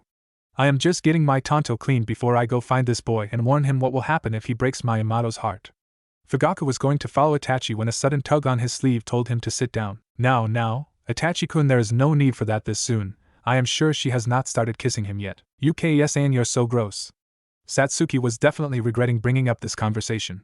She took a deep breath and tried to think of anything that could calm down the table, so she said that the boy was able to match her fireball jutsu with his own water jutsu. This brought the table to a silence as they were intrigued by the 7-year-old with a water jutsu powerful enough to match this C rank attack. I got really mad, and before I could think, I got a good distance away from him and began to do it before I could stop myself. I could not stand the thought of losing to him after he insulted the clan, so I put as much chakra as I could, but he stopped it with a water jutsu the size of my fireball, and then while I was distracted he won by quickly following his jutsu like he knew he was going to beat my fireball. I am definitely going to see this boy and bring the tanto just in case, you never know. Itachi asked what the name of this powerful boy was, and what she said next shocked the table. Naruto Uzumaki, and Nii-san, I need more training if I am going to beat him, Satsuki finished as she missed the shocked face of her mother, and the raised eyebrows of her brother and father. Itachi. Fugaku got his attention quite quickly with his sudden serious tone. Begin to train your sister seriously. We can't let her soil the Uchiha name by losing to him. Itachi met his father's stern look with one of his own, as he knew exactly what he meant. He glanced over to his sister's excited face and caved. This would be good for her to get stronger, but not for that reason. He nodded, which got Satsuki to quickly finish her dinner, and hugged her brother, thanking him for training him, missing her mother's and his sad look for his sister growing up too fast. Watch out, Uzumaki, I am coming for you. Meanwhile, Ai was talking excitably to Kushina, who was setting the table and waiting for her loving husband to come back, about how she got number 1 at the academy. Ka-san, I got number 1. Oh, I can't wait to tell Tu-san. However, she did not have to wait long, as she was suddenly lifted up into the air and swung around. Ai was giggling madly as her Tu-san was spinning her around. What can't my little angel wait to tell me? He put her down and went over to kiss Kushina as she was putting food on the table. They all sat down at the table and were eating when Kushina decided to speak up. Honey, so tell us about your first day of school. Minato grew quiet as he looked down at his plate. Yeah, it would have been his first day as well. Kushina, sensing his sudden sad mood, squeezed his hand under the table and gave him a small smile, which was returned as if to say they still have AI. Well, I got number 1 in school today, but I lost my spar to this dumb boy. Kushina now turned to her with a sly smile and began to tease her. My, Ai-chan, it's so soon for you to like boys. I guess I'll have to have Minato-kun draw up a marriage contract for you and this boy. Minato quickly picked up on this and sighed very dramatically. Oh, my sweet, sweet angel will soon leave me all alone for a boy, so I guess I will stop making my special ramen. Ai suddenly grew wide-eyed and waved her hands incessantly as if to stop Minato from not making his special ramen. Tio Yursen, please don't stop making your ramen. I won't leave you for Naruto. At that name, all the laughing stopped so quickly that Ai thought she did something wrong, so she tried to backtrack and spoke up. Yeah, Naruto Uzumaki was the name of the boy who beat me. He was so good. I mean, I need to train harder to beat him so I won't lose to him and fall for his tricks. How was I supposed to know I hit his water clone and not the real him? But Kiba and Satsuki-chan lost also, so it wasn't just me. I will train so hard that I will give our clan a good name and beat that no clan loser. Ai finished as confidently as she could fake, as she thought her parents were mad at her losing to Naruto, but she had no idea how deep she hurt her parents by bringing up their lost child. An image of the Kyuubi was behind their small child as if it was smirking over its new vessel. Minato's hand tightened around Kushina's until he heard his daughter whimper out his name, and he looked up to see his daughter looking scared at his sudden rage. He quickly went around the table as Ai began to cry into his shoulder, mumbling about how sorry she was for losing her match, and that she would try her hardest next time. Minato slowed rocked her, saying that it was okay and that he wasn't mad at her for losing. He mentally cursed himself as he knew that AI could sense his negative emotions. He had no idea she could until one day when he was depressed thinking about Naruto while she was 4. Minato was in the main bedroom moping while looking at the picture of him and his pregnant wife smiling for the camera with a signature at the bottom saying, "Looking forward to twins. Twice the joy. Twice the love. Twice the blessings from above." He would occasionally look at this picture trying to overlook the sadness with the happiness of their expecting faces. He was brought out of his thoughts when his little girl came into the room and he put the picture away and whipped away tears in his eyes. "Honey, what are you doing here?" He picked her up onto his knee, and she pouted and brought her hand to his heart. "Tusen, why are you always so sad?" Minato tried to hide his shock as he questioned his daughter as to how she knew this. "Tusen, I can feel your sadness just like I can feel Ka-san's confusion when she doesn't know I'm Luing." Minato knew at that point she had inherited Mito Uzumaki's negative emotion sensing and felt as if she should begin her training, so he told her how impressed he was and told her that he was going to train her to be a ninja. AI, of course, forgot about her father's depression and ran around the house cheering about becoming a super ninja just like her dad. Minato could only bite his lower lip and think on what AI said. "Kushina's confused? Oh shit." Minato quickly rushed over to the kitchen and found Kushina cutting her palm with the knife she was supposed to be cleaning. He wrapped his arm around her waist, giving her a hug from behind and whispering to her that he loved her so much and for her to listen to the joy of their daughter. Kushina, however, could only stare at the cut she gave herself and let tears fall from her eyes. "Pieces of me are just gone, my name, my clan, my baby. I want to go away." As she started to move, she felt Minato's strong arms holding her, however to her they felt like ropes, and she struggled to be free to the point she was screaming to be free. Minato, however, just held her as her beating fists slowed down to nothing but a series of taps, and finally she passed out from another of her episodes. "I can't let AI see Kushina like this. I will leave her with Mikoto to see if she can help her again." Minato could only thank Kami that Mikoto was around to calm his wife down during these episodes. It was like she was the only one that could help her when she was dealing with the aftermath of an episode. So Minato quickly formed a shadow clone of himself and left in a flash to the Uchiha compound. AI came into the room only to see her smiling father and asked where her Ka-san was. He picked her up onto his shoulders and carried her down to the training room, telling her that Ka-san just need to get some groceries for dinner for tonight. AI eventually fell asleep under her Tusan's slow rocking and all the energy she expended today from the excitement of the first day, so Minato carried her daughter to her bedroom as Kushina followed right behind, smiling at Minato's gentleness. He laid her down gently on the bed, gave her a kiss on the forehead and went to the main bedroom, giving Kushina time alone with AI as she normally did. "Ka-san?" AI's eyes slowly opened to look at her mother, who was illuminated in moonlight of the clear night. Kushina pushed some of AI's hair behind her ear as if to non-verbally tell her to continue. "Is Tusan mad at me?" she said as she lifted the blanket to cover herself from the response her mother would tell her. "No, baby, we love you so much we could never be mad at you. Can you tell me another story about the Mizukantarora clan?" Kushina gave her a small smile as she began to tell her stories of old. When AI was growing up, she would always ask her mother to tell her stories when she was sad, so Kushina told her stories of the Uzumaki clan but would instead call them the Mizukantarora clan, which means water controller, so not give away her heritage. Not because she did not want to tell AI that she was an Uzumaki, but for her to forget that she was an Uzumaki because now that infamous name was held by the demon that was once her child. Kushina, as much as she wanted to, could not bring herself to tell AI that she was one of these powerful Uzumaki because she never unlocked the bloodline and the name would associate her with the terror her old clan's members caused. Because they were held as gods of water and were feared by all until they were eliminated thanks to a collaborated raid of Kumo, an IWA ninja. So she distanced herself from her clan's powerful past by keeping them as only bedtime stories to impress her daughter, and eventually make herself believe they were only characters in a child's story because raw power like that is too fearsome for reality. Like the stories of Madara and Hashirama, because power like that would tip the scales of the ninja world again like the days of old, and she hoped that her ancestors were the last of these gods.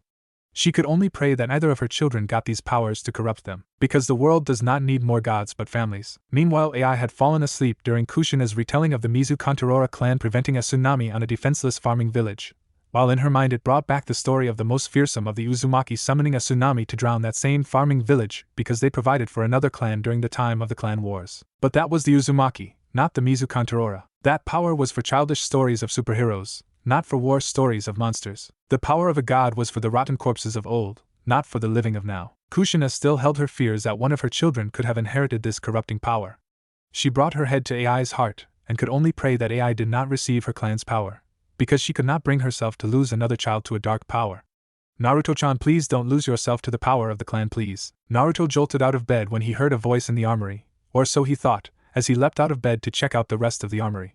He eventually found himself in the training room and felt sudden rage clamp his heart at the plea of the ghost. He manipulated the water to surround a training log and closed his hand into a fist, which caused the water to destroy the training log into nothing but splinters.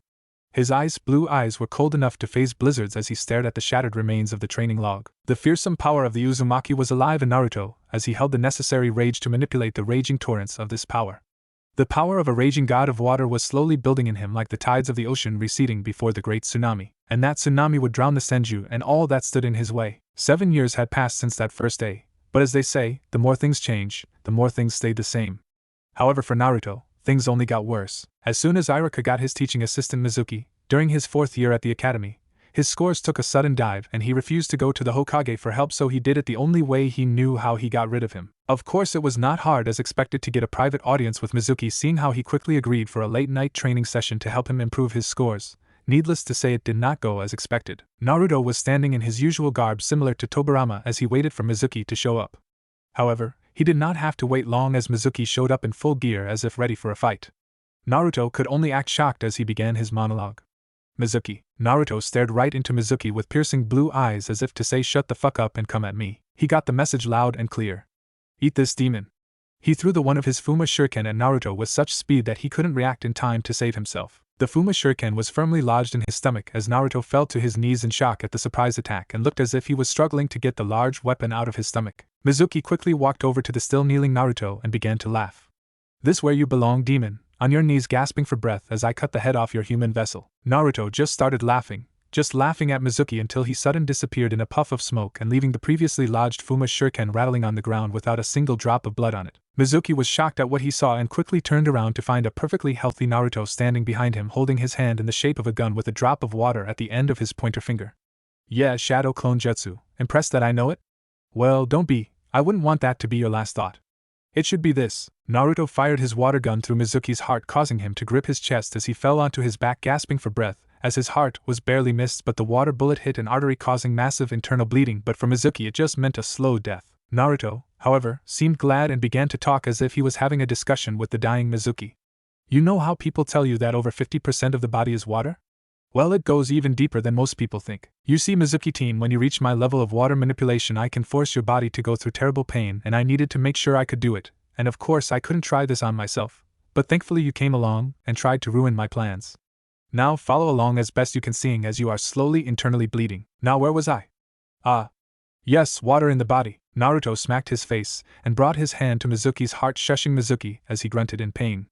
"Now what you need to know is that 65% of the water in the human body is used as intracellular fluid, ICF, whereas the other 35% is used as extracellular fluid, ECF. Now intercellular fluid is your body's transporter for nutrients throughout the body, whereas the extracellular fluid is used to transport waste from the cells, see real simple stuff.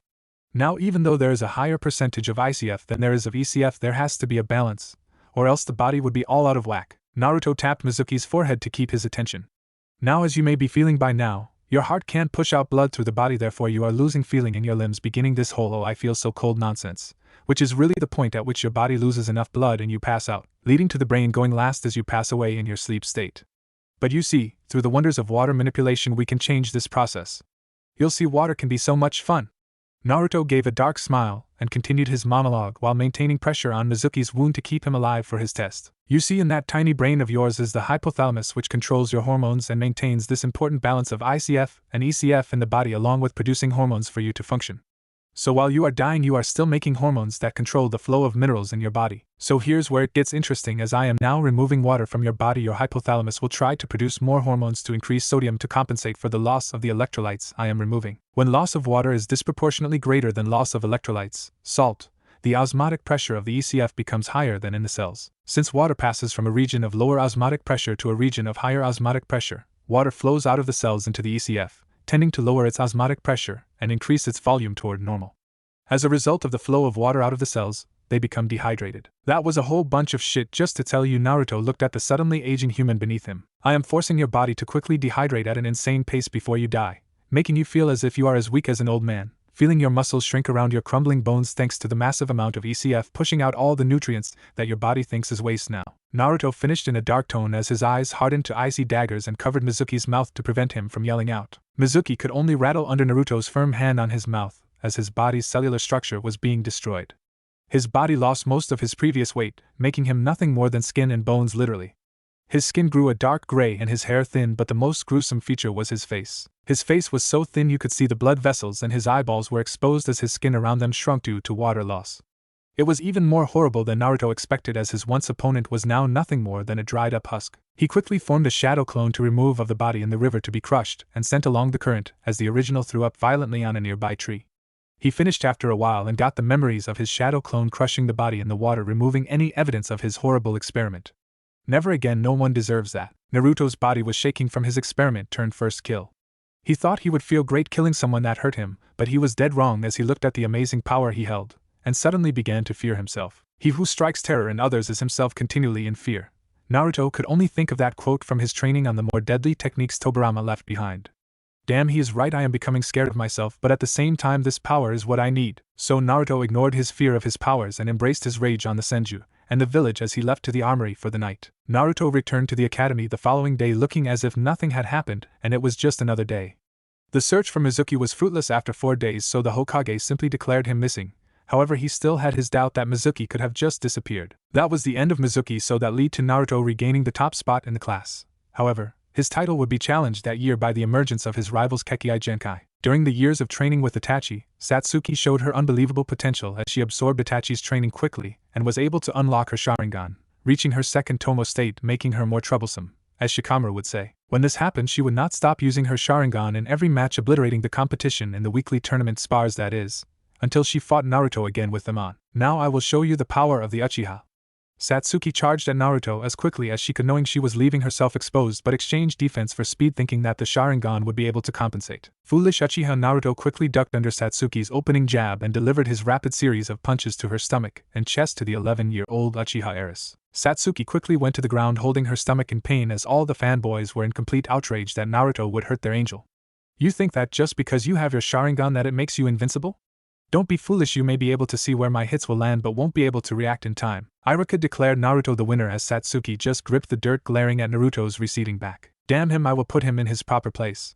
Satsuki quickly got up, brushing off her fanboys, and got up to walk back inside the classroom when she looked back, making eye contact with Naruto's blue eyes that seemed to look at her as if she was a piece of art he was appraising. She quickly fought down the blush on her face and tried covering it up with an angry snarl, but it was too late. Naruto had already seen it. However, Satsuki's budding feelings were the last of his concern as he stared at AI from behind, thinking on what she just showed in the last spar of the day against Kiba.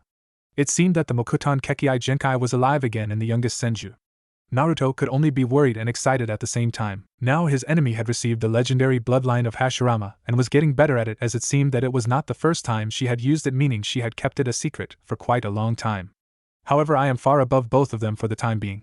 Now if I only could do something about Erasure. Flashback. Okay class, we are receiving a new student, so please be kind to him. Now where is he? Iruka was suddenly interrupted as a large cloud of smoke emerged from the front of the classroom. Ah, but the better question is, who am I? Said the voice shrouded in the smoke, until it cleared to reveal a boy around their age with dark brown spiky hair, tan skin and brown eyes, with a long thin bow staff that looked more like a pole than a staff. However, the most interesting thing about him was the large monkey he was standing on. It is I, the apprentice to none other than the Kami of Shinobi. I also happen to be the most handsome Sarutobi ever to have inhabited the elemental nations.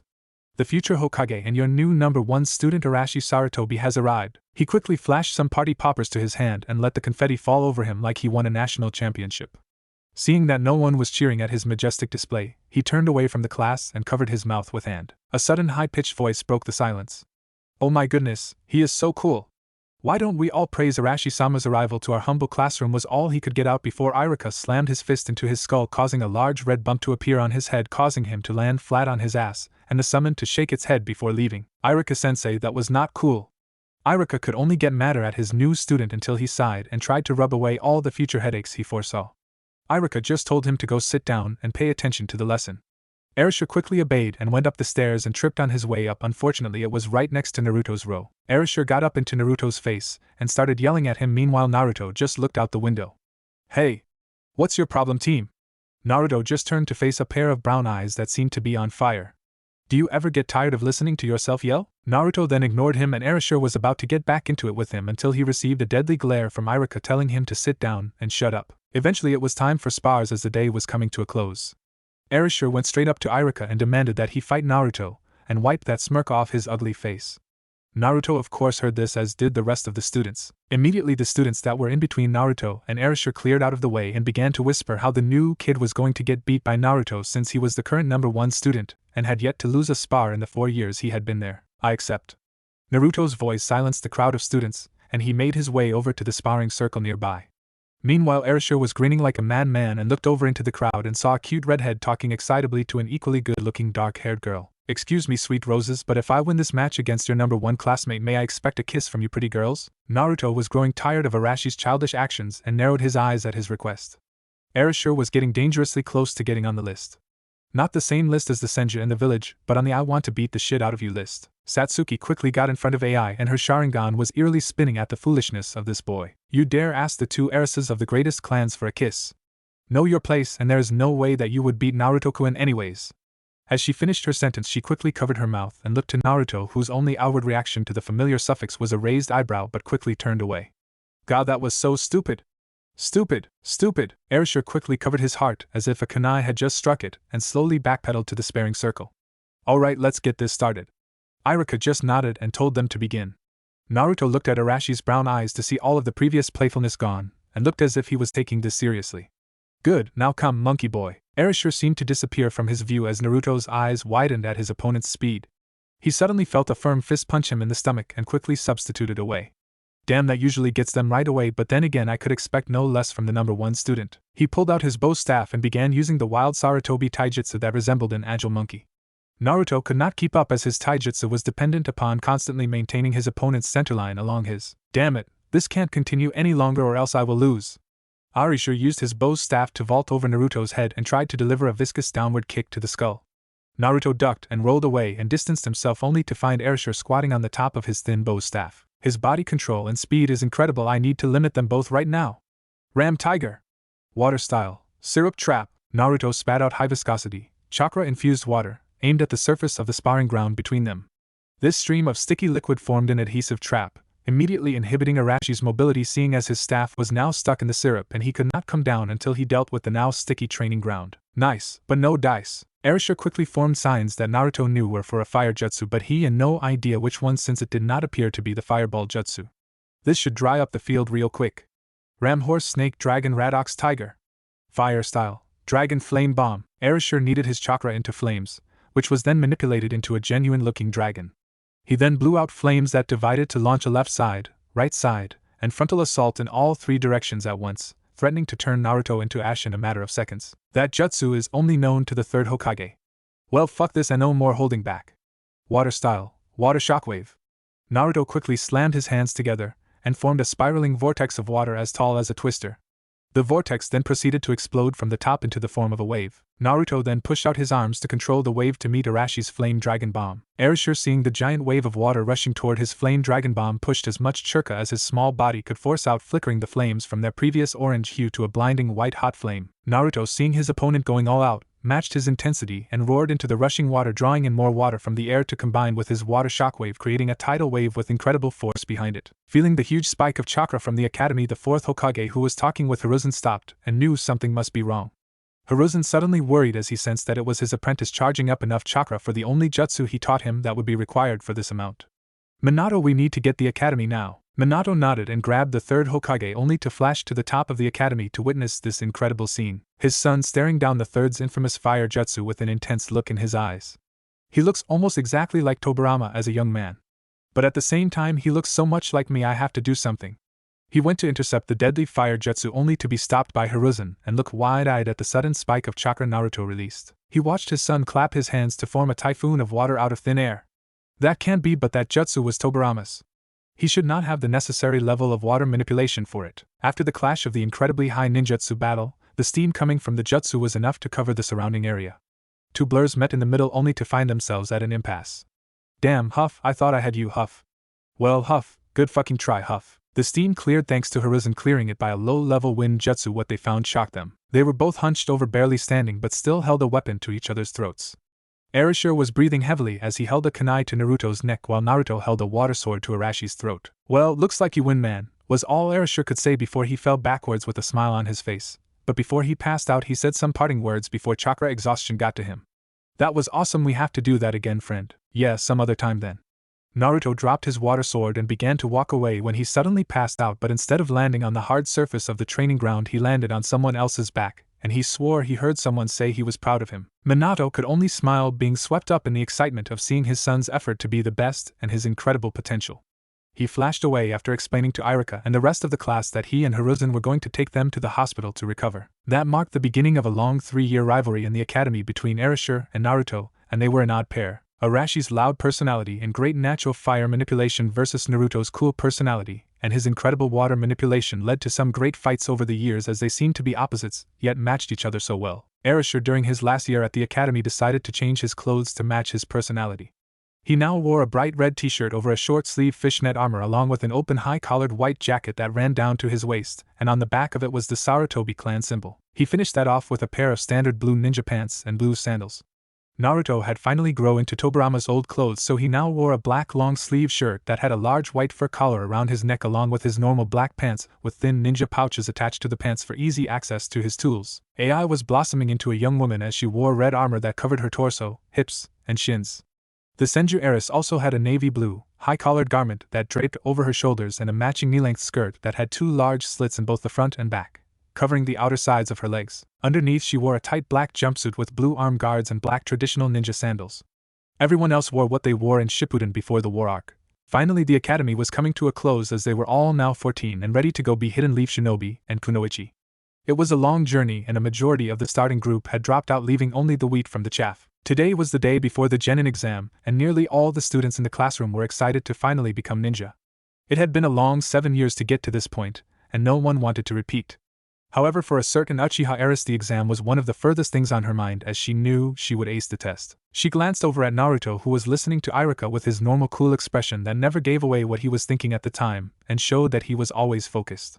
She hated that look when she was younger, but now thanks to her hormones she could not help but get chills down her spine from those intense crystal blue eyes. Today is the day. Enough of this footing around. I'm an Uchiha, I take what I want when I want. So I will have him even if he does not want me to. Now that train of thought was getting her aroused quickly at the thought of dominating her rival/crush. She shook her head from her dirty thoughts as she had had enough of those and wanted the real thing. It was especially awkward when her mom first found her getting off in her bedroom. Mikoto was going upstairs to tell Satsuki that dinner was ready when, just as she was about to knock on the door to get her attention, when Mikoto heard strange noises from inside, so she thought Satsuki was in trouble. That could not have been further from the truth, as Satsuki's mind was swimming in pleasure as she was getting off to the photo of last year's top student, which was Naruto again, as he was standing under the shade of a tree with his ice blue eyes staring into the camera as the wind blew his blonde hair, as if he was watching her in her bedroom right now. She was too into it when Mikoto began to lightly knock on the door and was close to finishing as she dove deeper with her thin fingers and spat out the pillow she was biting on to avoid being heard. "Oh Naruto-kun, deeper Naruto-kun." She sped up and was now on edge and was chanting his name louder. Mikoto heard Satsuki moaning and she jumped to conclusions, thinking she was in pain. Mikoto burst through the door with her Sharingan blazing at full power, ready to send whoever was attacking her daughter to hell. "Satsuki-chan! Are you okay?" Mikoto's sudden yell quickly snapped her out of her pleasure and killed the mood faster than a kunai to the heart. Mikoto had very little time to react to the situation at time because Satsuki's reaction to her entering her room was immediate. "Aksan, get out! Get out! Get out!" Satsuki quickly tossed the picture of Naruto to the side and threw anything and everything at her mom and wrapped her partially dressed body in the covers of her bed. After throwing everything in arm's reach, she bawled into her covers, embarrassed out of her mind. To make matters worse, Itachi and Fugaka seemed to phase into her room at the sound of her screams. "Ka-san? What's wrong with Satsuki Amuto?" She immediately wanted to curl up and die when she heard her and Ai-san's voice. Mikoto was confused at first as well, but as soon as she saw the solo picture of Naruto on the floor and the way she found Satsuki, she quickly pieced together what was going on, and felt a sudden blush fill her cheeks. She was embarrassed for Satsuki, as she could only imagine what it would have felt like if her family stumbled in her masturbating. Mikoto quickly ushered Itachi and Fugaka with an urgent tone, claiming it was women issues. At the sound of womanly issues, both men seemingly disappeared as fast as they arrived, because the body functions for women were as mysterious as they were awkward to listen to. The last thing they needed to hear before dinner was their daughter/sister going through her period. Mikoto gently closed the door behind her and picked up the picture of Naruto off the floor and sat on the bed next to the curled-up Uchiha heiress. "Well, he is quite the looker, Satsuki-chan. I mean, look at those sexy blue eyes," Mikoto said with a light tone as if to tease her daughter, and it worked as Satsuki swiftly emerged from the covers and swiped away the picture of Naruto and held it close to her. "Kas, and I was just It's fine, I think now is the best time to talk to you about certain things. One long conversation about boys later, and you are welcome," Satsuki had a deep blush on her face as she was going down the stairs to eat dinner with the rest of her family. As a majority was a blur, she kept one thing to heart that her mother said. An Uchiha's pride is not just limited to the battlefield, dear. It is also applies to love, as at one point I was in your position and I almost lost Fugaku-kun to my sister Akua-chan, but before she could make her move on him I quickly got him alone and made sure he knew my interest quite forcefully. Satsuki silently cringed again at the thought of her mother and father doing anything sexual together in her seat as she reran her plan again through her mind. She looked over to Naruto and balled her fists. You will be mine, not one of these weak fangirls, or even AI-chan will get you. I promise on my Uchiha pride. Satsuki was mentally psyching herself up for her confession as Iruka guided everyone out of the classroom to review the necessary taijutsu katas for the exams. Satsuki slowly got up and stole Naruto's hard case book with all his notes for the exam. She then put them into her backpack and rushed after her classmates towards the sparring grounds. Hours later the school day ended and the class quickly left to get back home to review and get some late studying done. Erishur was waiting outside the classroom feeling quite nervous as AI was talking with Satsuki about how they were going to be official ninja. Yeah, I'm excited too. I think Erishur wants to talk to you, seeing how he is basically sweating a lake outside and keeps looking at you. AI quickly looked over to Naruto, waved and then left Satsuki in the classroom alone with Naruto, who was looking all around his seat for his notes. Damn it, did someone take my notebook? I knew I should not have left them out, and I should not be working on water jutsu theories in class for exactly this reason. Naruto stopped looking for his book when he felt a firm poke to his back. He turned to see Satsuki with his book extended to him, as she refused to look him in the eye with a clearly reddish tint on her cheeks. Why would Satsuki have my book? Did she want my notes for herself? No, she would have kept them, so why, Naruto then took a closer look at Satsuki and recognized what she was doing, she getting him alone. It was not Naruto's first time being in this situation, as many girls had done similar things to get him alone. But he simply had no interest in any of them or getting in a relationship, so he usually just left immediately, but this was different. Naruto's normally cool demeanor was breaking as he looked at Satsuki closer and chewed his lower lip as if to fight off him making him say something stupid. Naruto's blue eyes traveled along Satsuki's outfit, starting from her high black zip-up collar that covered all the way down to under her full C-cup breasts, ending at the top of her stomach, which was covered by an evil, at least to me, sleeveless fishnet armor. Along her arms were white arm bracers that tapered off just under her shoulder. He allowed his eyes to look further down to her white short shorts that were slightly visible through the slit in her black skirt that flowed down to a little past mid-thigh. He trailed down her cream white legs to the tight white leggings that went above her knees that made his pants a little tighter just thinking about seeing the rest of those sexy long legs and imagining them wrapped around him. He then could not fight off his hunger anymore. Looking back at this, Naruto would never figure out what caused this, whether it had been his Uzumaki blood or his hormones. He wrapped his arm around the small of her back, smothering her soft body with his firm chest. Meanwhile, as Naruto was looking her over, she tried to think of a way to confess to him like her mother told her, but stopped when she heard a low growl from Naruto, and she felt him pull her in and did not resist as she was too shocked to react outwardly other than to wrap her arms around his neck. Naruto lowered her high collar zipper just low enough to get access to the curve of her neck, and he deeply inhaled Satsuki's scent. Damn, had Satsuki always smelled this good? And Kami, her chest feels so soft. When she felt Naruto's nose brush against her neck, she tightened her grip around his neck, bringing him to bury his face deeper into her, causing her to gasp as his teeth grazed her neck as if Naruto was trying to eat her. She moaned out his name as Naruto was in heaven listening to his rival's whimpers in his ear, and it almost made him lose control. Is she releasing pheromones or something? He thought in a daze as he began to nibble on her smooth cream-white skin. He felt animalistic, raw and hungry for Satsuki, hungry for the flesh of his rival, and all logic flew out of the window when he heard Satsuki's melodious voice moaning his name. He ran his hands all over her narrow back and wide hips. Damn, I had no idea someone could be so soft yet firm at the same time, he thought as his hands gripped Satsuki's firm tight ass. Satsuki's mind was gone as Naruto played with her body, and she loved every antagonizing slow minute of it. She let out a cute squeak as Naruto's strong hands took a firm grip of her ass as if he wanted to rip it off her, making her get on her toes and close the little distance there was between their bodies. Feeling Satsuki's arousal against his right thigh, Naruto switched gears and took control of his raging hormones. When Naruto's hands left her, but she got worried. Maybe he didn't like it. She panicked when she felt him freeze. She didn't know whether she could be considered desirable or not, as she had always been a little more aggressive than most girls in her class. Is it because of my personality? Naruto pulled away from her neck while keeping her close to his chest, and Satsuki looked as if she was about to say something, but when she looked directly at Naruto's lustful eyes, any response died in her throat as his blue eyes told her all she needed to know. Take off your skirt but not your shorts, Naruto said in a low yet demanding tone while maintaining eye contact with her half-lidded coal eyes as it brought chills down her spine.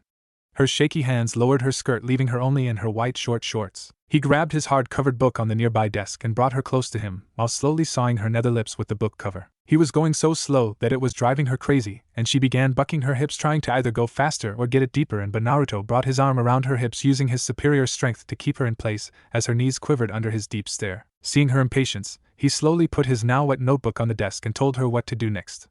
Now unbutton your shorts, but don't take them off.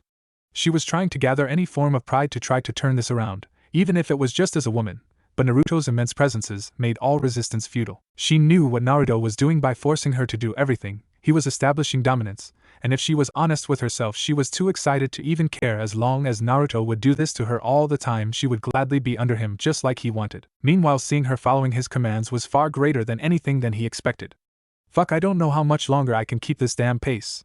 I'm trying as hard as I can to not shake like Satsuki-chan. Naruto was fighting off not only his hormones but his overwhelming nervousness, as he had never done this before and was struggling to maintain his strong stance and ignore the heavy breathing of Satsuki and the way her cute pink lips parted, waiting for his own to attack them. She finished unbuttoning her white shorts, revealing her dark blue panties that were now ruined by her excitement of this surreal moment. Naruto guided his hand toward the top of her panties and pulled on them, slowly dragging his fingers along her clean-shaven body down to her when he stopped. Please put them in me. Satsuki breathed out into Naruto's ear as her head was resting on the side of his neck, since she could no longer stand on her own as her knees were simply too weak. Okay, Satsuki-chan. He returned gently, as he understood exactly what she was doing. She was granting him permission, unlike the other times where he demanded her to do these acts.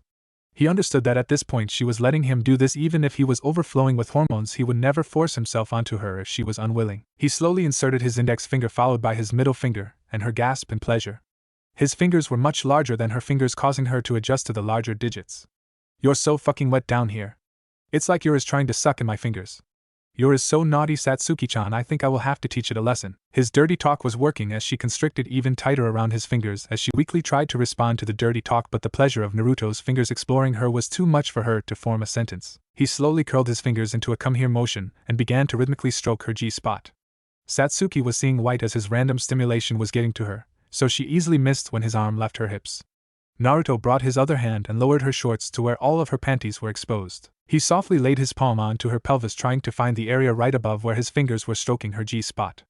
Satsuki-chan, come for me, he said in his familiar low demanding voice as he pressed down hard on her G-spot from both inside with his fingers and from the outside as he pressed his palm down on it. All her muscles suddenly tensed, and all she saw was white as she came hard on Naruto's fingers. As she fell down from her heaven, her body completely collapsed against Naruto, as she felt limp. Her world was slowly coming back together, as she felt Naruto slowly removing his fingers from her. I love you so much, Naruto-kun. Even before this, you just had this strength that others just did not have, and it wasn't just your physical strength but your indomitable will that made me fall for you. She finished as she tried to pull herself together enough to look into his softening blue eyes. Satsuki-chan, before he was forced to say something, AI's loud voice was coming down the halls. Satsuki-chan, where are you? Arashi-kun is taking us out for ramen. Shit! AI can't see Satsuki-chan like this, especially with me here. Satsuki understood Naruto's sudden panic but felt too weak since this was first real experience, and it felt as if she just performed 5A rank jutsu in a row. Naruto-kun, just leave me here, I will deal with her. See you tomorrow. She finished with a sad smile as Naruto could not hold back his worry leaving her so soon. His guilt was building, so he did what he could. He quickly redressed her and sat her down in a seat, making sure she looked as if she was sitting there the whole time. He propped her arm under her chin and opened his notebook to a random page to make it look as if she was studying. Thanks, Naruto-kun, now go before Loudmouth finds you. He looked at her for a few more seconds before he silently shunned back to the armory. Oh, there you are. Why are still studying, and is that Naruto's notebook? She slowly got up and stretched to get the blood flowing to her limbs and told her that he left it here, and so she was going to see what was inside for extra studying. AI quickly agreed, since the longer they were talking the longer she would be apart from her ramen. Yeah, I plan to do some extra studying with this notebook. She followed AI and could not keep her torrent of emotions from running through heart, but thought that no matter what, she was madly in love with Naruto, and that was all that mattered, even if she had her doubts about why he did not respond to her heartfelt confession. Fuck. Naruto was on a rampage in the training room of his armory as all the water in the room was moving around violently and crushing whatever Naruto's raging eyes were on. Fucking Senju. I mean, god damn it, she was so gone.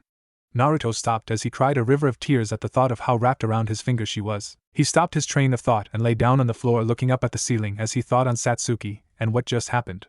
What am I really angry about? Was it the fact that she did not do anything for me? Was it the fact that we were interrupted? Or was it the fact about me unable to tell her I love her? Fuck me, I can't get caught up with her. I need my revenge, and that includes killing AI eventually, her best friend/sister. I can't have it both ways. However, Naruto's mind ran through that moment about what just happened. This way she felt so soft in her arms, her sexy whimpers egging him on to do whatever he wanted to her, the way she was desperately trying to finish but him controlling her to go at his pace. Fuck. I need to work this stress off. Naruto left the training room to do some stress relief, and then prepare for tomorrow's exam. He knew deep down that he was wrapped around Satsuki's finger just as she was around his, but he would have to try either to keep it a secret, or ignore it for as long as he could until it burst. He slowly walked toward the academy, looking around at the changing leaves on the trees around his armory. The leaves look great, but they just aren't the same anymore and eventually will lose their hold on the tree and be lost into the wind. Naruto inhaled the cooling autumn wind and sped toward the academy to finally become an official ninja, and one step closer to destroying them. When he finally entered the room, he threw his hand up to catch the incoming projectile. His notebook? Don't look so lost though. You left your notes here yesterday. I guess you were just too worried about trying to beat me and AI-chan that I bet you even forgot to bring your kunai pouch. AI giggled at her friend's joke. Meanwhile, Erasure was cracking up at seeing his friend being humiliated as it was such a rare moment. Naruto refused to say anything like he usually did, but he slowly walked towards Satsuki while maintaining fierce eye contact that was bringing her flashbacks of yesterday. Damn it, what is he doing? Why is my heart racing already? He is just looking at me. After the intense private session, she could not get away from AI and Erasure fast enough to continue where they left off with his notebook. Naruto seeming knew this as he slowly got in front of her face and passed by her face and whispered into her ear, making sure nobody could hear him other than Satsuki. You didn't happen to drop my notebook into a lake by accident, did you? 'Cause I think it's still wet from whatever you could have done to it. Satsuki brought her head to the desk, trying desperately to hide her blush as deep as she could into the wood. He lightly chuckled seeing her reaction and continued on to his seat and prepared to take the exam. The rest of the class could only speculate what he told her to make her react that way, but their musings were cut short as Iruka walked into the classroom. Alright everyone, I just want to wish everyone good luck and I will start explaining the rules of the exam, beginning with Naruto could care less and just wanted to get this over with. The day came and went, as it ended with the final ninjutsu section. Naruto walked into the final exam room and Iruka threw a kunai that phased right through him, revealing him to be a clone.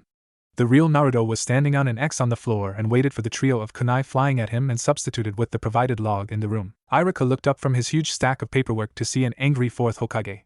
Man, Naruto is good at henging. Alright, get out of here. I already know that if I ask you to do the 2 required personal jutsu you will ruin the room for the rest of the students. Naruto picked up the black banded head protector and walked out while Iruka had some parting words. You know, when you first arrived to the class I thought you were going to be a horrible student just based on your reputation coming in. Just to let you know, I am happy that I had you as a student, and I hope you go far as a ninja. Naruto did not turn around to look at Iruka but paused to listen and continued on his way when he was finished talking to him. Iruka was yet another person that happened to worm his way into Naruto's heart as he saw him for him, not the demon child. The academy was amazing for him, where he felt as if he could do anything he wanted and was not judged like in the village. But that was then, and this is now. He went back to his armory to eat, train, and sleep to prepare to meet his new sensei. Finally he was a genin at last. Now it was time to shake the ninja world. Minato Senju was in his full Hokage robes as he peered into the third's glass orb, using the telescope technique to overlook the now genin students as they finished their exam. He was sitting in a small room surrounded by a few jonin that wished to become jonin sensei for a group of genin. Well, that's that we now have all the clan heirs becoming genin at the same time. So let us set up the teams, shall we? Hokage-sama, if I may, I wish to train the next generation of the legendary Ino-Shikacho combo, Asuma said first to get his preference before anyone else. Minato nodded, seeing that no one else really cared. Alright, we still have quite a few. Kakashi quickly put in his vote for AI Satsuki and Erasure. Hokage-sama, you can't seriously give him all of them? It would benefit all groups if they were separated. Kurenai quickly exclaimed, which surprised everyone seeing how vocal she was being. Kurenai, I am sorry, but Kakashi is the best to train them to their highest potential, seeing as how they are all gifted in the art of ninjutsu, whereas your specialties lie in genjutsu. Kurenai bit her lower lip and took a step back because she knew that Minato was right and she was out of line. Well, since that is settled, then you, Kurenai, will train Shino Abirame, Kiba Inuzuka, and Hinata Hyuga. She nodded as she did not mind, as she wished to train Hinata originally, seeing as the only thing holding her back was her insecurities. Minato then took a deep breath as he thought on how to address the odd student out. Now, does anyone want to take Naruto Uzumaki as an apprentice? He knew he was asking a loaded question, seeing as no one really wanted to be associated as the teacher to Naruto, as even as the years passed it was more or less career suicide, as Naruto expressed a dark personality and was seen as powerful, which could lead him to lash out at his superiors in rank. Seriously, no one? You guys are too much, man. I'll take the Gaki then, Anko said as she slammed her hand on Minato's desk, getting everyone's attention. Anko, what have I told you about messing around with my desk?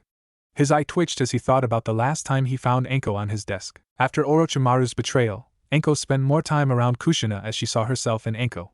So Kushina decided to teach her own squad of Yugao, Anko, and Kurenai as she gave them their own specialties: Kenjutsu for Yugao, Genjutsu for Kurenai, and Ninjutsu for Anko. They bonded well, but as Yugao went on her way to ANBU, Kurenai and Anko decided to eventually train their own apprentice. Though Yugao and Kurenai were close with Kushina, they did not embrace her silly personality as much as Anko.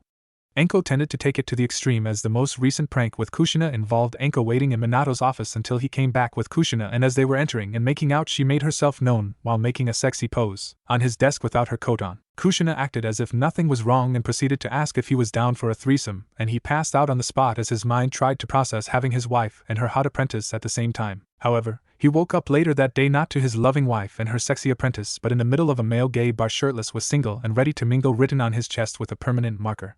He ran out as fast as he could and was too embarrassed to remember the Haration. That day lived in infamy for Minato, as he suddenly withdrew under his Hokage hat as if to mentally war against that particular memory.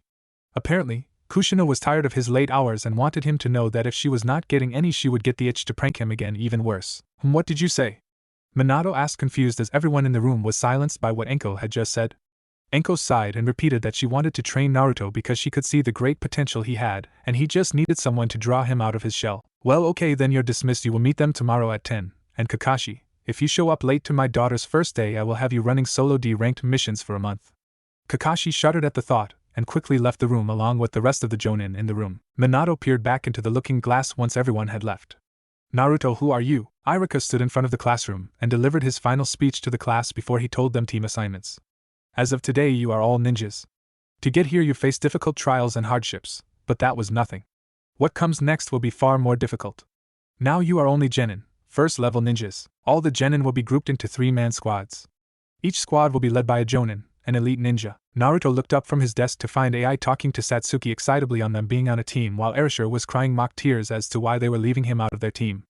AI-chan, you're breaking my heart. I thought you would want us to be together. AI stopped talking and smiled at Erasure. Of course I do. I would want to be on a team with both of my best friends. Arashi's smile only slightly faltered to where AI did not notice it, but Naruto did. Yeah, he knew about his friend's crush on AI ever since after that first day, as they bonded after sparring, as they were almost evenly matched. Naruto hated seeing him like that. He did not see what Erasure saw in her, but he just let Erasure talk, since they seemed to be the only people who would listen to each other. Erasure may be a loudmouth, but he did not make close friends with the rest of their classmates. He and Naruto understood each other through their fists, as Naruto could feel that deep inside Erasure was this lack of identity. But he never told Naruto why he felt that way. Erasure at the same time could feel the overwhelming sadness hidden within Naruto, and he wanted to know why. But as connected as they were to each other, they simply were not close enough. Che, that bitch. Naruto looked away from that group and stared at Iruka to listen to the rest of the lecture, but slightly faltered at the large amount of killing intent hitting him like a heat wave. Satsuki was pissed, so pissed, in fact, that she almost turned on her two-tomoed Sharingan just to glare holes into Naruto's skull. How dare he not even talk to me about what happened for 3 whole days? Naruto Uzumaki almost felt like whimpering from his seat as he could feel Satsuki ready to pounce on him like a tiger to rip his face off. Kami, please see me through to the afterlife. I don't know what to say to her. How can she blame me? I don't even know what to do. Iruka indirectly saved him by continuing his speech. We want each squad to have a balance of strength and abilities, so that's how we set them up. I will now announce the squads. Iruka ran through the list as Naruto only caught the last few. Team 7 will be Erasure Sarutobi, AI Senju, and Satsuki Uchiha under Kakashi Hatake. Erasure and AI were cheering from their seats, whereas Satsuki had a small smile on her face knowing her team was the best possible team, while second best team. Team 8 will be Shino Aburame, Kiba Inuzuka, and Hinata Hyuga. Team 9 is already a set team, therefore Team 10 will be Ino Yamanaka, Shikamaru Nara, and Choji Akimichi. Now go forth and defend the village with your wills of fire. Naruto slowly pulled his head up from his desk to level a stare that could freeze hell over right at Iruka. Why do I not have a team? I did not spend 7 fucking years here not to be a ninja. Naruto was about to get up and be violent when Erasure stood up. Hey! Iruka-sensei, what about Naruto? He should be on a team. Naruto looked over at Erasure with a strange look. No one's ever defended me, not that I need it, but Erasure gave his own glare to Iruka, thinking that he not putting Naruto on a team was bullshit. Iruka looked sheepish as he looked over the sheets in his hand to find any notes on Naruto until he found a small sticky note on the last sheet. Oh, that is my fault. Naruto Uzumaki will be trained under Anko Mitarashi. Naruto had never heard of her but just hoped she was not going to try and stunt his growth. He did not have to wait long as a female figure broke through the room as a large drape covered the section where Iruka was standing and had on it the great Enko Mitarashi, the most kick-ass sensei around. Alright, which one of you brats is named Naruto Uzumaki? I'm going to be your sensei. Are you ready for the real genin test? Good, now follow me. Enko finished with her fist in the air as if she was cheering herself on. Iruka meekly looked around the drape and told her that she was early. TSK, Iruka-kun, what have I told you before? It's not early, just being too soon. And it's Enko-sama to you, or do you not remember our lessons? Iruka suddenly blushed while Enko had a vicous smirk. Naruto could not fight off the growing disgusted expression on his face as his sensei was being whipped in front of the whole class, and he did not even fight back or deny it. Wow. Iruka-sensei lost a lot of points. I know I'll never bend to a woman's will. Che, what a joke. As Naruto finished that thought, he could not ignore the sudden chill down his spine, while Satsuki could not help but enjoy the scene unfolding in front of her and silently took notes along with the rest of the girls in the class. What worried all the males was the loud clicking sound of a pen amplified 10-folded as all the girls pulled out a notebook and started writing on their own small notebook. Naruto started to ask if they could go when he was shushed midway of asking a nearby girl who was still writing notes, while pushing up her glasses and taking a sip of her pumpkin spice latte. Honestly, I cannot go anywhere on campus without finding a girl with fake glasses and a pumpkin spice latte like WTF. The sound of scribbling ended, and after the sound of a multitude of pens clicking closed did Naruto begin to ask again if they could go. Enko just yelled out to follow her and sprinted out the window to land onto a nearby building with Naruto following right behind her. They stopped right in front of the forest of death and Enko began to speak. Okay, let's get the air cleared here. Obviously you can guess nobody wanted to train you, but do not think for one fucking second that I'm some chump jonin that got stuck with you. I asked for you specifically not because you were the #1 student or because of your potential, but because I can easily see how angry you are. Naruto could only ball his fist as his sensei said what he was thinking but got angry at her because it was as if she was saying she understood him. You cannot possibly understand my pain.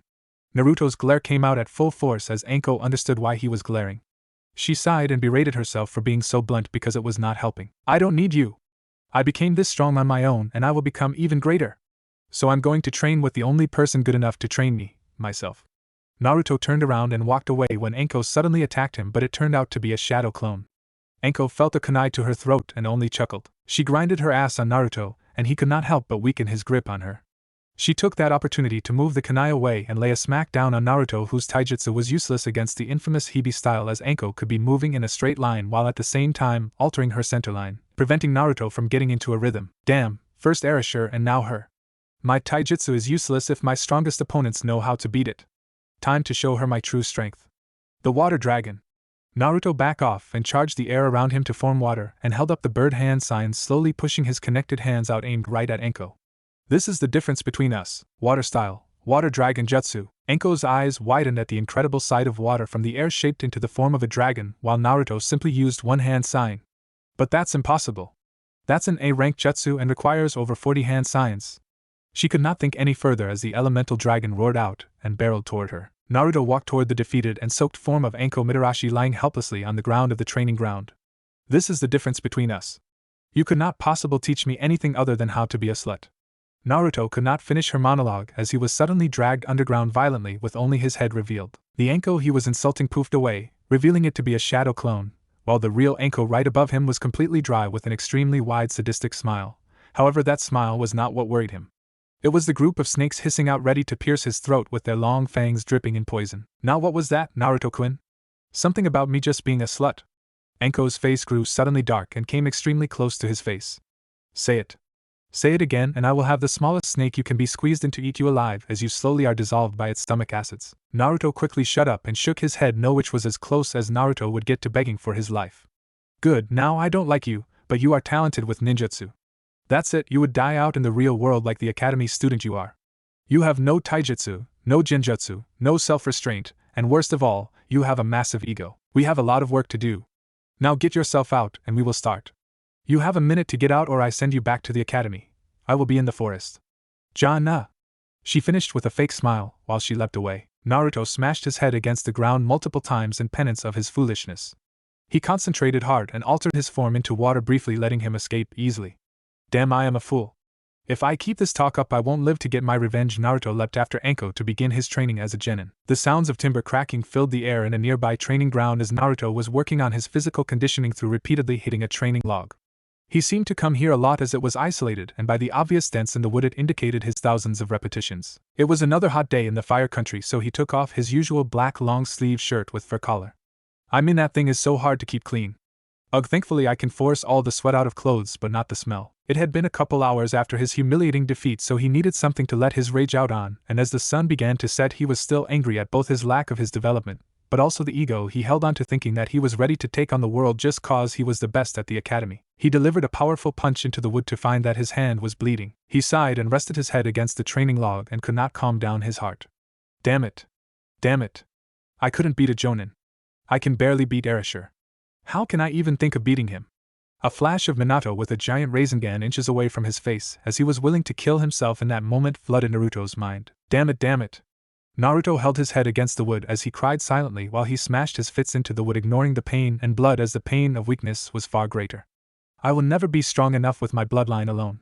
What I'm lacking? Hatred. Naruto could not bring himself to argue with his darker thoughts as he continued to punch the training log. He was slowly putting more power behind the punches and felt the anger he had at the Senju providing extra strength to his punches. He was slowly grinning like a madman as he ignored the pain and accepted the numbness of hatred. Where there is hatred there cannot be anything else in your heart, even pain. I just need to embrace this power, there is no reason for me not. Naruto-kun, please stop. Just stop. Naruto could hear Satsuki's plea as he slowed down his punches. As he slowed down he began to feel the world around him come back into view. He could see his ruined hands, the thin arms around his stomach as if they were trying to pull him away, and most of all he could feel Satsuki's tears on his back. Satsuki-chan. Naruto slowly pulled her arms away and turned to the tear-filled face of Satsuki Uchiha. It shoved a nail in his heart seeing her like that, so he removed his bloody bandages and wrapped her up in a hug. Hey, it's okay. I'm sorry, I just was lost. Satsuki sniffled her into Naruto's chest as she spoke. I was so angry at you from ignoring me, so I looked all over for you to yell at you. But when I saw you hitting that training log I almost attacked you on the spot until I noticed you were crying.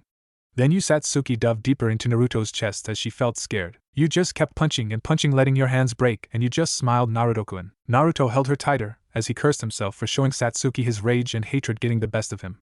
The thought of losing Satsuki from his hatred scared him the most. He never opened his heart to anyone. What started in the schoolroom was just a couple horny teenagers, but by the end he felt something more. Nothing was added to me, I was connected with her at that moment. That's why her pain hurts me as well. I don't know what to do except try not let her get hurt. I need to end this here. She can't join me on this path that I have before me. Naruto loosened his grip on Satsuki as he took in a deep breath to do something he would regret in order to do what he needed to. Satsuki-san. I don't think. Naruto stopped as Satsuki's head came up so quick and her now 3-tomoed Sharingan told him he would die painfully if he finished that sentence. You will not break up with me over this shit. Satsuki nailed him right in the stomach and followed with a thunderous back kick to his face. Naruto could feel his nose bleeding and the sharp pain in his back as he hit the log really hard. Before he could get up, Satsuki straddled his waist and bit his shoulder hard enough to draw blood. H.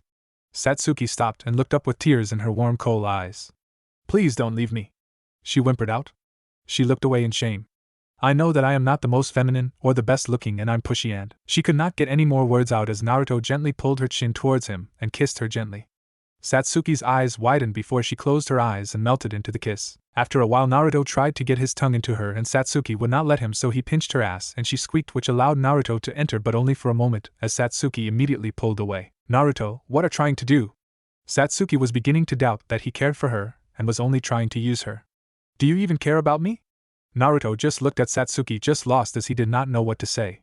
I am just doing what I instinctively feel. How am I supposed to handle this? Satsuki-chan, I don't know how to treat you like the Heim you are to me. I don't know how to, outside of using my body to express this to you. Satsuki was bright red as she heard Naruto's compliment, and especially the thing about using his body to treat her like a princess. She shuddered as she imagined Naruto doing her every whim. That's my problem as well. Sigh. I don't really know how to be romanced, but we are moving too fast, and Satsuki looked at Naruto's confused blue eyes as he truly was simply a teenager that was trying to be the right man but did not know how. It's so sweet that he thinks of me that way and he really wants this to work out.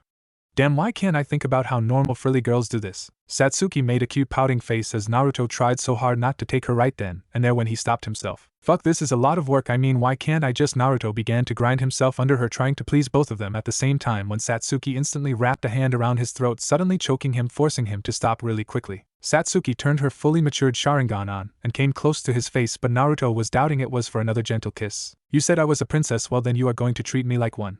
She tightened her grip around his throat as she continued. I like sushi, so you will take me out later tonight, and show me how much you want me without this. She grinded her butt on Naruto, teasing him, but Naruto could not enjoy it as Satsuki refused to let go of his throat. 8 tonight, don't be late. She got off and noticed that Naruto had a bulge in his pants, so she decided to be extra cruel. She slowly turned around and walked away from Naruto while she made wide hip movements, drawing him into her sexy swaying movements before she disappeared via Shunshin. Satsuki's Shunshin blew the bloody bandages from Naruto's moment away into a nearby bush. Now sitting in the training ground was a sweaty, shirtless, and aroused Naruto, who was speechless at what just happened. That went so differently than I thought it would go. Fucking hell, she has a hell of a grip. Naruto was rubbing his neck, trying to remove the phantom pains in his neck. After a while he realized what was going on as he noticed what just happened. I just got whipped. Hell, she just demands shit, and leaves me still hard, like what the fuck. Naruto just sighed and went over to pick up his shirt that was lying on the side of the training ground. As Naruto slid his shirt on, he could not help but smirk. Damn, I don't know how she does it. She can be so ruthless one moment and a tease the next. She is driving me crazy. I don't know if she is an angel or a demon in disguise. Naruto looked up at the sun to see he had a couple hours to get ready and find a sushi place for them. Oh shit! Naruto quickly ran away from the training ground and headed towards the armory to get ready. In his wake were the bloody bandages that tumbled out of the bushes, only to be stopped by the ruined training log that almost looked like a shrine as the sunset let darkness fall upon them. Those bandages would not be moving on, as that log would hold onto them for the whole night. Satsuki arrived in her room via Shushin and was trying to calm her rapidly beating heart as her thoughts went back to that kiss. I had no idea I had that in me. What was I thinking, choking him like that? But that was so hot. Satsuki was lost in her own world when she heard Mikoto coming into her room. Satsuki-chan, it's almost time for dinner. Are you even listening to me? She looked at her mother and then flopped onto her bed, trying to shake the mental image of what just happened. Until she remembered what her mother just said. Ka-san, what did you just say? Mikoto just reminded her of how they were going to celebrate her success as a genin today with a large dinner. Dinner? Oh crap. Satsuki flew off her bed and ran straight into her closet, turning her Sharingan on as she threw clothes out like a boat engine, spewing out water, causing Mikoto to drown in all her daughter's clothes. Oh. Where are you? Satsuki was searching her closet for something specific as Mikoto was lost as to why she would be acting like this for a family gathering. Satsuki-chan, what are you looking for and why are you doing this? Satsuki slowly pulled herself out of the closet with some tears threatening to fall. Ka-san, I just want to go on this stupid date with Naruto-kun, but I don't know where the dress Ai-chan and I picked out. Mikoto could only smile at her daughter, as she was reminded that even though she was a kunoichi, she was still an inexperienced teenager. Oh Satsuki-chan, Mikoto began to cry fake tears. Oh, you already going to leave your poor Ka-san, Tur-san, and Nai-san for a boy? My heart just can't take it. Satsuki could only sigh in anguish as her mom was not helping her at all. Mikoto stopped after a while and told her that she knew where her dress was, so she left and got it for her. Satsuki ran to get another shower to clean up and be ready for Naruto, but could not help but fear how the date could go. How much trouble could this be? How can this be so hard? Naruto was pacing around the armory trying to think of what to wear, how to act, where to go to eat, what not to do. Basically, Naruto had no idea how to handle this. I don't know, just TSK. Shit, well, I am just going to treat her like a princess. Fuck, what was I thinking? I don't even know how to treat a girl in general, and here I am struggling to even get my shit together. Naruto tried to think of anyone who could help him until a happy brown-haired boy jumped into his head. Ugh, Erasure. Well, at least he should know something, right? Naruto left the armory and dashed to the Sarutobi district. He arrived shortly to a humble ranch house surrounded by a grove of trees where a few monkeys were swinging about having fun. Naruto reached the door and knocked tentatively. When no response came, he turned around and began to berate himself for coming out here. The door opened to Erasure wearing pajamas, and around his mouth were loose pieces of rice that were stuck there thanks to the rice ball in his right hand. Naruto! What are you doing here, man? Erasure was extremely surprised to see Naruto here, as all the times they spared over the years there was only one time he was at his house when Naruto basically had to deliver him here as he was too exhausted to walk from his killer jutsu. Naruto gave a deadpan expression and then pointed to his mouth. Erasure looked confused for a second until he quickly wiped his mouth clean. Naruto started talking about how he was going out on a date, but before he could say with whom, Erasure had already wrapped his arm around Naruto's shoulder and talked his ear off about how he came to the right man. Naruto, my friend, don't worry about it. I will make sure you sweep this blind girl off her feet. She is not blind, Erasure. Erasure looked shocked. You mean she saw your ugly face and still wanted to go out on a date with you? Incredible. I would never. Erasure was now eating the floor as Naruto delivered a swift blow to his ex-classmate. He sighed and reiterated how he had very little time before he had to go. Erasure got up and told him he was going to teach him all he knew since he was a pro. Is AI still not your girlfriend yet? Erasure slumped and just dragged a chuckling Naruto through the estate, mumbling how it was so hard to get her attention and other nonsense. Naruto was nervous as he approached the Uchiha clan estate, and was mentally running through all the tips Erasure gave him. Naruto looked down at himself to make sure he was clean and checked the bouquet of flowers in his hands. Okay, her house is the biggest one on the right. Oh, here it is. Okay, don't fuck this up, Naruto. Naruto approached the door before he felt a sudden influx of chakra enter his own and sighed, letting the genjutsu begin, thinking it was some Uchiha test. That bastard is late. When I get my hands on him. Satsuki was getting angrier as time went by past 8 until she felt multiple bursts of chakra outside her house. What she found made her laugh. Naruto was standing in the middle of the street knocking on an imaginary door and bowing to no one while talking to the air. Afugaka-sama, you look so good. I mean, your daughter looks hot. Wait, Naruto felt a gentle hand on his shoulder as he was broken from the genjutsu. Satsuki was giggling at his suddenly confused face. What, never been in a genjutsu before? Naruto shook his head and was saying he was looking for Satsuki Uchiha, not for such a beautiful raven-haired princess. Satsuki blushed but hit him on the head for being such an idiot. Ugh, damn, she still hits hard. Thanks for the tips, Erasure. That was sarcasm if you could not tell. Naruto gave her the flowers and Satsuki smiled, saying that it was thoughtful of him. She quickly put them inside and rushed them out of the Uchiha district, only to see a fully armored out Itachi cleaning his tanto slowly. Satsuki broke away from Naruto, who was just staring at Itachi with his ice blue eyes glaring into emotionally empty coal eyes. An ISN. Come on, stop trying to scare Naruto, and I know you were the one that put him under that genjutsu. She pouted at her older brother as his staring contest was broken with Satsuki's yell. Itachi just smiled and waved his hands as if he did not do anything. He then poked her in the head and told her to stay safe. As he walked by Naruto, he had something completely different to tell him. If you ever lay a hand on my little sister, I will not hesitate to end your life. Itachi whispered into Naruto's ear while making sure to show the slowly spinning Sharingan death stare. Naruto leaned right back and told him his own piece.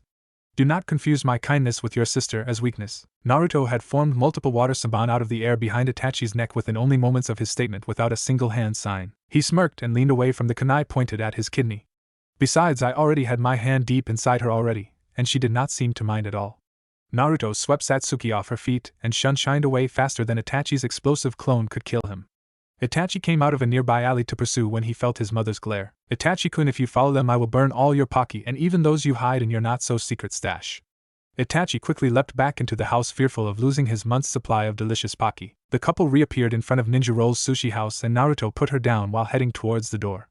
As he was about to enter when he remembered something. Now when you get to the restaurant, make sure you open the door for her, not yourself. Be considerate, not like you know what that means, you team. Naruto opened the door, letting her walk in front, letting his eyes follow her in that black dress she wore as she walked inside. Damn, I should act like a gentleman more often. They were served and eating when Naruto realized that they have not talked to each other the entire time. Erasure said to make casual conversation, but honestly that is not like me. Whatever. Satsuki isn't like any other girl I know, so I will talk about what we both know.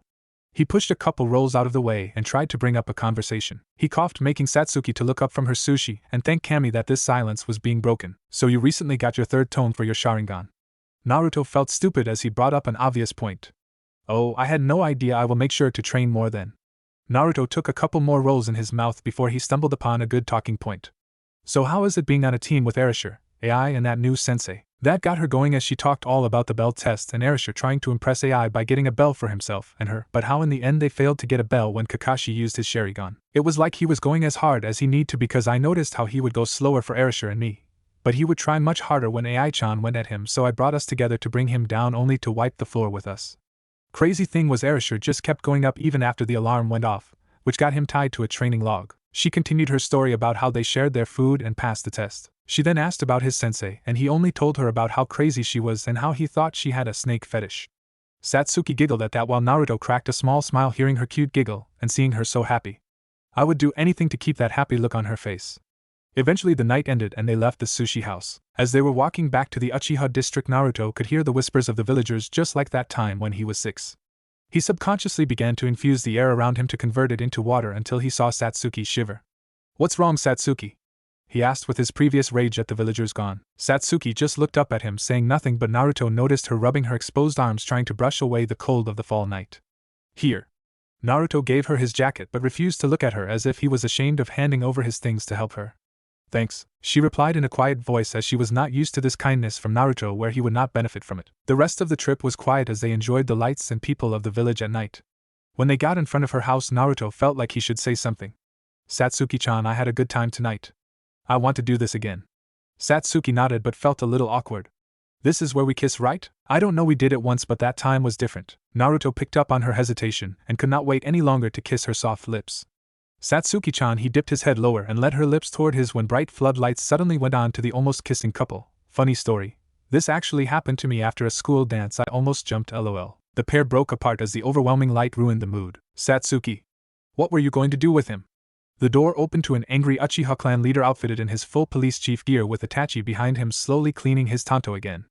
Tusen, I was Naruto, tell him. She hid behind Naruto as he was lost for words at this weird scene. We were yeah, I really don't know if any of Arashi's tips would help me here. Fugaku, I swear to Kami, if you don't turn off those damn lights and stop ruining Satsuki's first date, you won't be able to even enter the house for a week. Mikoto was charging at the father and son duo with a large pan in hand ready to crack some skulls. Meanwhile, Satsuki shrunk further into Naruto's back. Well, there goes my tough kunoichi image, my family is so embarrassing. Naruto could not handle this family moment and started to walk away. I'm leaving, he said in his default emotionless tone. As he was heading out, Satsuki could feel her heart breaking seeing him leave. She tried to call out to him, but felt the words die in her throat, so she sprinted by her family with tears in her eyes, thinking that he was leaving her for good because of her family. She ran up the stairs and slammed her door closed. Fugaku felt terrible for ruining his daughter's first crush. Meanwhile, Mikoto was ready to cry herself, feeling like it was all her fault, and that Satsuki would never forgive her. In her room, Satsuki was wrapped under the covers and crying into her pillow when she heard someone enter her room. Leave, please. Satsuki bawled even deeper into her bed and sniffled, trying not to cry. Naruto was standing at the edge of her bed looking at the once fierce Kunoichi, his rival, and now girlfriend, crying, thinking he left her permanently. Damn it. I had no idea she would act like this. I just said I was leaving. Do I really mean this much to her? Naruto bit his lower lip hard, trying to ignore the overwhelming feeling of both happiness and sadness filling his heart. I am not alone anymore. I can't just leave and disappear anymore. I matter. I am not just a thing on the shelf to be ignored. He slowly walked over to her side of the bed and squatted down only to start stroking her hair gently. Satsuki peered out of her sheets to see Naruto's caring blue eyes and gave him a small smile, only to stop and go back under the covers. I thought you left me. Naruto slowly pulled back the covers and wiped away the tears streaking down her face. I would never leave you, not for anything. Plus, I think you owe me a goodnight kiss. Satsuki chuckled lightly and they began to kiss. They laid on the bed, Naruto on top of Satsuki, as their lips did not separate for a single moment. Satsuki's arms kept themselves wrapped around tightly his neck as Naruto settled to holding her closer at the curve of her back. The kiss went on for some time as they had completely ignored everything else that was happening and just concentrated on the feeling of each other's lips. Satsuki felt her fingers start combing through his spiky blonde hair as his hands started rubbing up and down her back. Naruto was slightly surprised as Satsuki decided to take the next leap and opened her mouth. He eagerly accepted the invitation and began to greedily take her tongue with his own. Their tongues began to dance around and they both moaned as the warmth of their bodies melded together.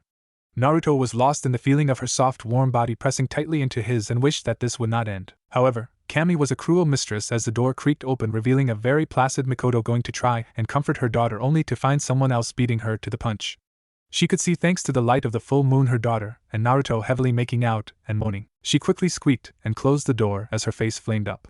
Why was Fugaku-kun never as romantic as him? After a few more moments, their mouths separated and revealed a line of saliva between them. They were panting heavily as Naruto lifted himself to look down at Satsuki's gorgeous form. Naruto's eyes hungrily traced her perfect body, starting with her small slender hands, long neck, perfect shoulders, nice pair of C-cup tits, narrow waist which flared out perfectly into her firm plump ass, finishing with her firm long legs that Naruto's eyes could not pull away from. His eyes met hers as they were both cloudy from being so lost in the moment.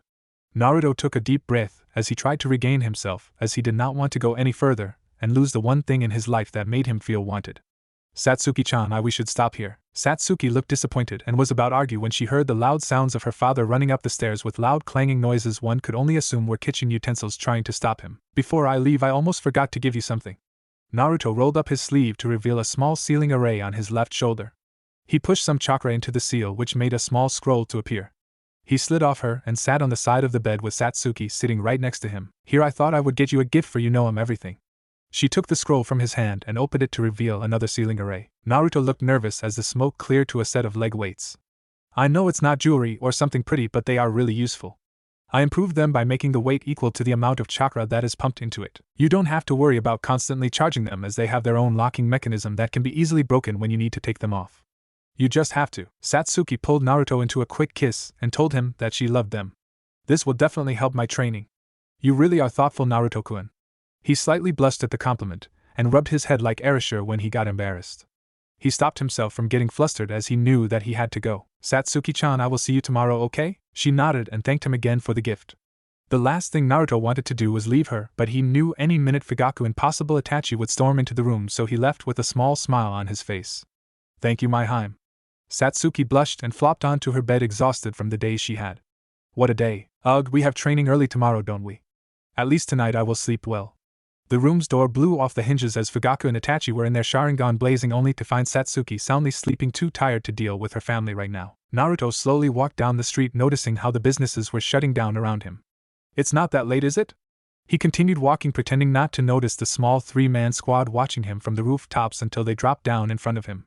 You know a real ninja strikes when he is not expected to, Naruto coolly said as he leaked out his churka into the cold night, trying to prepare for the upcoming fight. Shut up, as if we need to hide from you. I can't believe Hokage-sama allowed the demon to be a ninja. Well, thankfully we will rectify the situation, right guys? The other two cheered behind him, readying themselves to take the demon out. Well then, come at me with your will of fire. Watch as I drown your flame in the torrents of the Uzumaki. Geez, I really need to work on my lines. They raced towards Naruto as two of them ran along the sides of the building while the one in the middle sprinted toward him with a pair of kunai. Naruto stood calm as he quickly put his left arm into the air with his palm flat as if he were holding something. Water slowly concentrated into a large orb above his hand from which many sharp water whips emerged from. Water style, water dragon whip. He stated as calmly as if he were talking about the weather. The two Chunin had no chance of escaping the multitude of whips that quickly sped to their positions along the wall. They soared into the air thinking they escaped, but the whips followed and slammed into their stomachs, making them groan out in pain before they were wrapped up by the water whip and thrown viscously into the ground. The leader thought quickly and used his own jutsu. Earth style, falling earth spears. He roared out, forcing stone from the ground into spikes that protrude from the ground in order to skewer Naruto. He, however, simply jumped up, letting the immense orb of water to fall to the ground, flooding the street. Naruto stomping on the water beneath him, which forced the water under the leader to explode up. What? The Chunin was surprised to see Naruto above him with what seemed to be a large whirlpool surrounding his arm. You chose the wrong opponent. I win.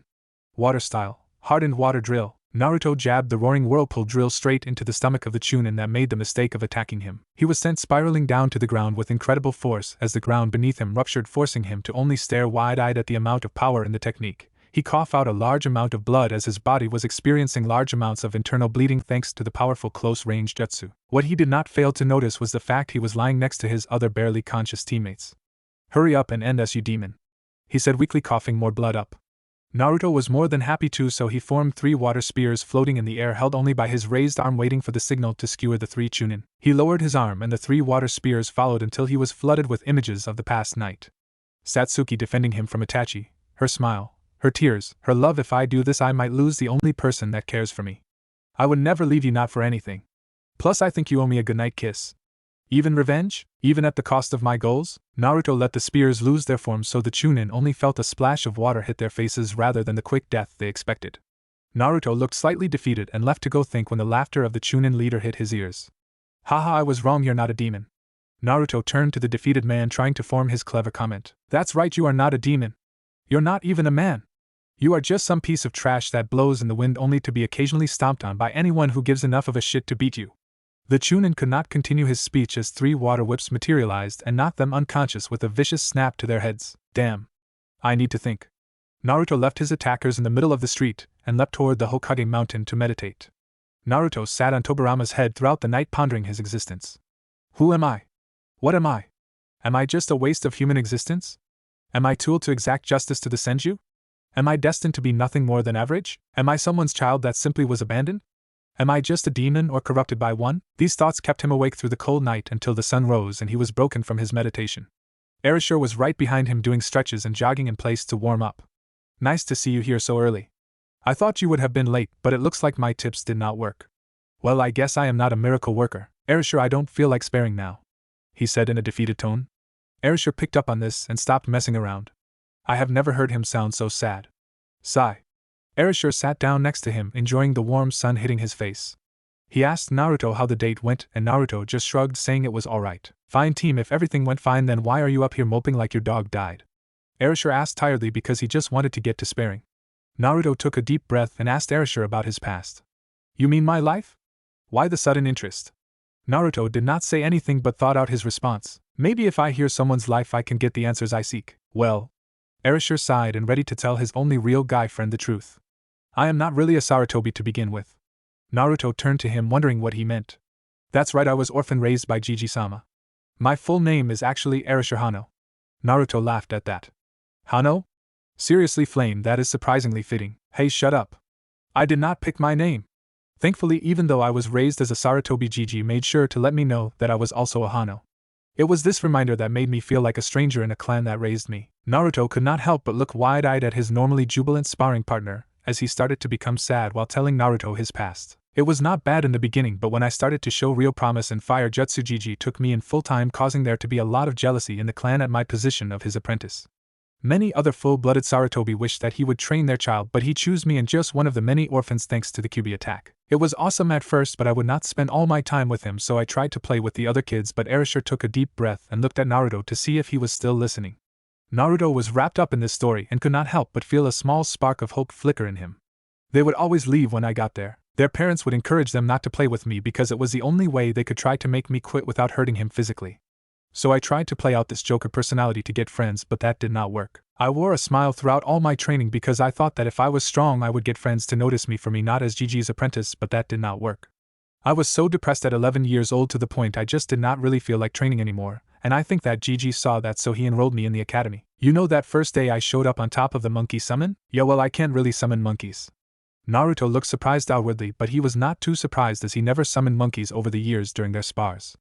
Yeah, not a real big surprise, but I could not sign the contract because I was not a full-blooded Sarutobi. Once I was old enough to be on my own, I was put into a house separate from the rest of the Sarutobi estate homes, as I could not live in the same house thanks to his children having grandchildren, making space limited. So they gave me the old house in the grove. Coming to the academy was the best thing in my life because it's where I met my first real friends and the love of my life. Well, AI might not be the love of my life, but I do care for her deeply, and I would give up anything to be with her.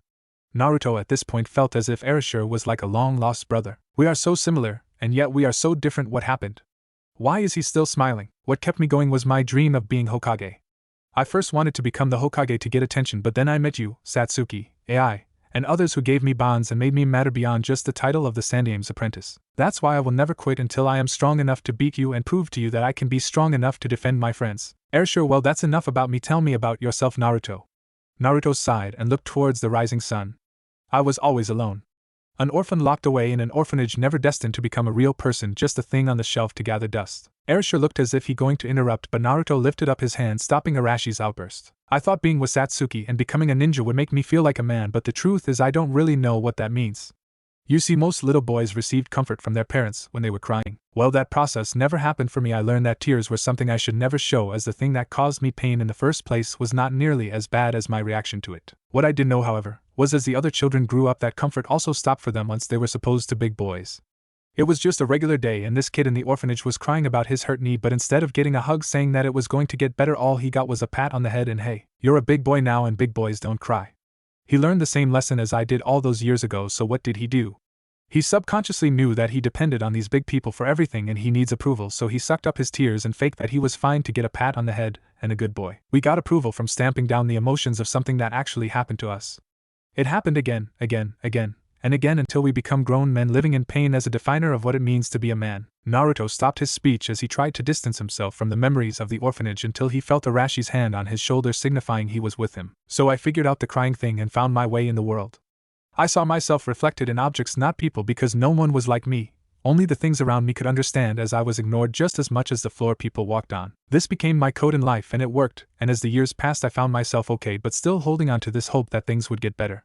What I wanted was not in my norm, to be locked away like a prisoner and ignored like an object on a shelf. No, it was over there. Naruto pointed to the village illuminated in the morning sun, which to him symbolized life, freedom, and a future.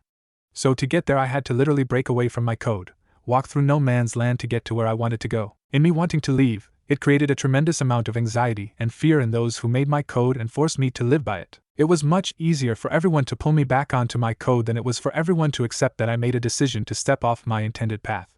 So what did they do to get me back? They punished me verbally, physically, and emotionally. Verbally, I was scolded and told that things like me don't get to leave there. Physically, I was beaten at the age of 6 when I made my first escape, and all the time after that I was reminded never to do leave again. So I almost quit until I heard the story of a hero, which gave me hope that he would save me from this hell since he faced a true demon himself, but in the end that was a lie. When even both verbal and physical pain did not work to pull me back onto my path of staying a thing to be ignored, they emotionally attacked me. When my hero found out that neither words nor physical punishment stopped me, he casted me aside like smoke that did not even exist and left me. I can still remember the day when he lied straight to my face and left me to die later by the hands of the NBU. Erasure was wide-eyed and was struggling to listen to his friend's past. How can I be his friend when I could never understand what he went through? I can't believe that I thought just because I spent time with him I was his friend.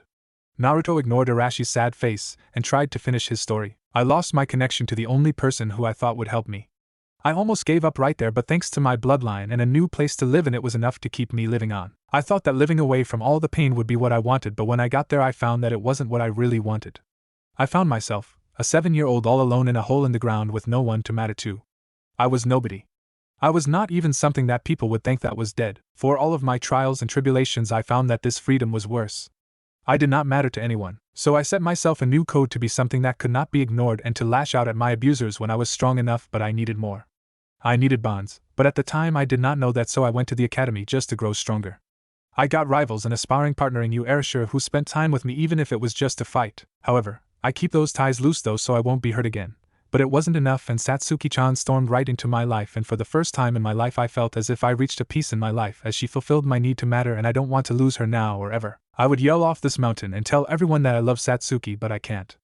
I can't go through that pain again only for her to leave me and find myself alone again, knowing that all my pain was for nothing. She says she loves me because of my strong will, but the truth is that I would become nothing if I did not have her. I would end myself if that happened. Naruto stopped when he felt a strong grip around his shoulder and looked right into Arashi's fierce brown eyes. If you ever kill yourself, I would bring you back to life just to knock some sense in you. You don't have to do this all alone. I'm your friend even if you don't see it. I will help you bear the weight of being alone with you. You are my friend Naruto Uzumaki, not just something to be ignored. Erasure stood up and looked down at his clenched fist that was on fire. Even if the path comes with pain, I will walk with my friends all the same. He finished, promising Naruto he would always be there no matter what. Naruto was in shock and looked on as Erasure finished with a bright smile and a thumbs up as the sun was high in the sky, giving Erasure a warm glow. You are the second rock in my life, Erasure. As my friend, you give me peace knowing I have you supporting me.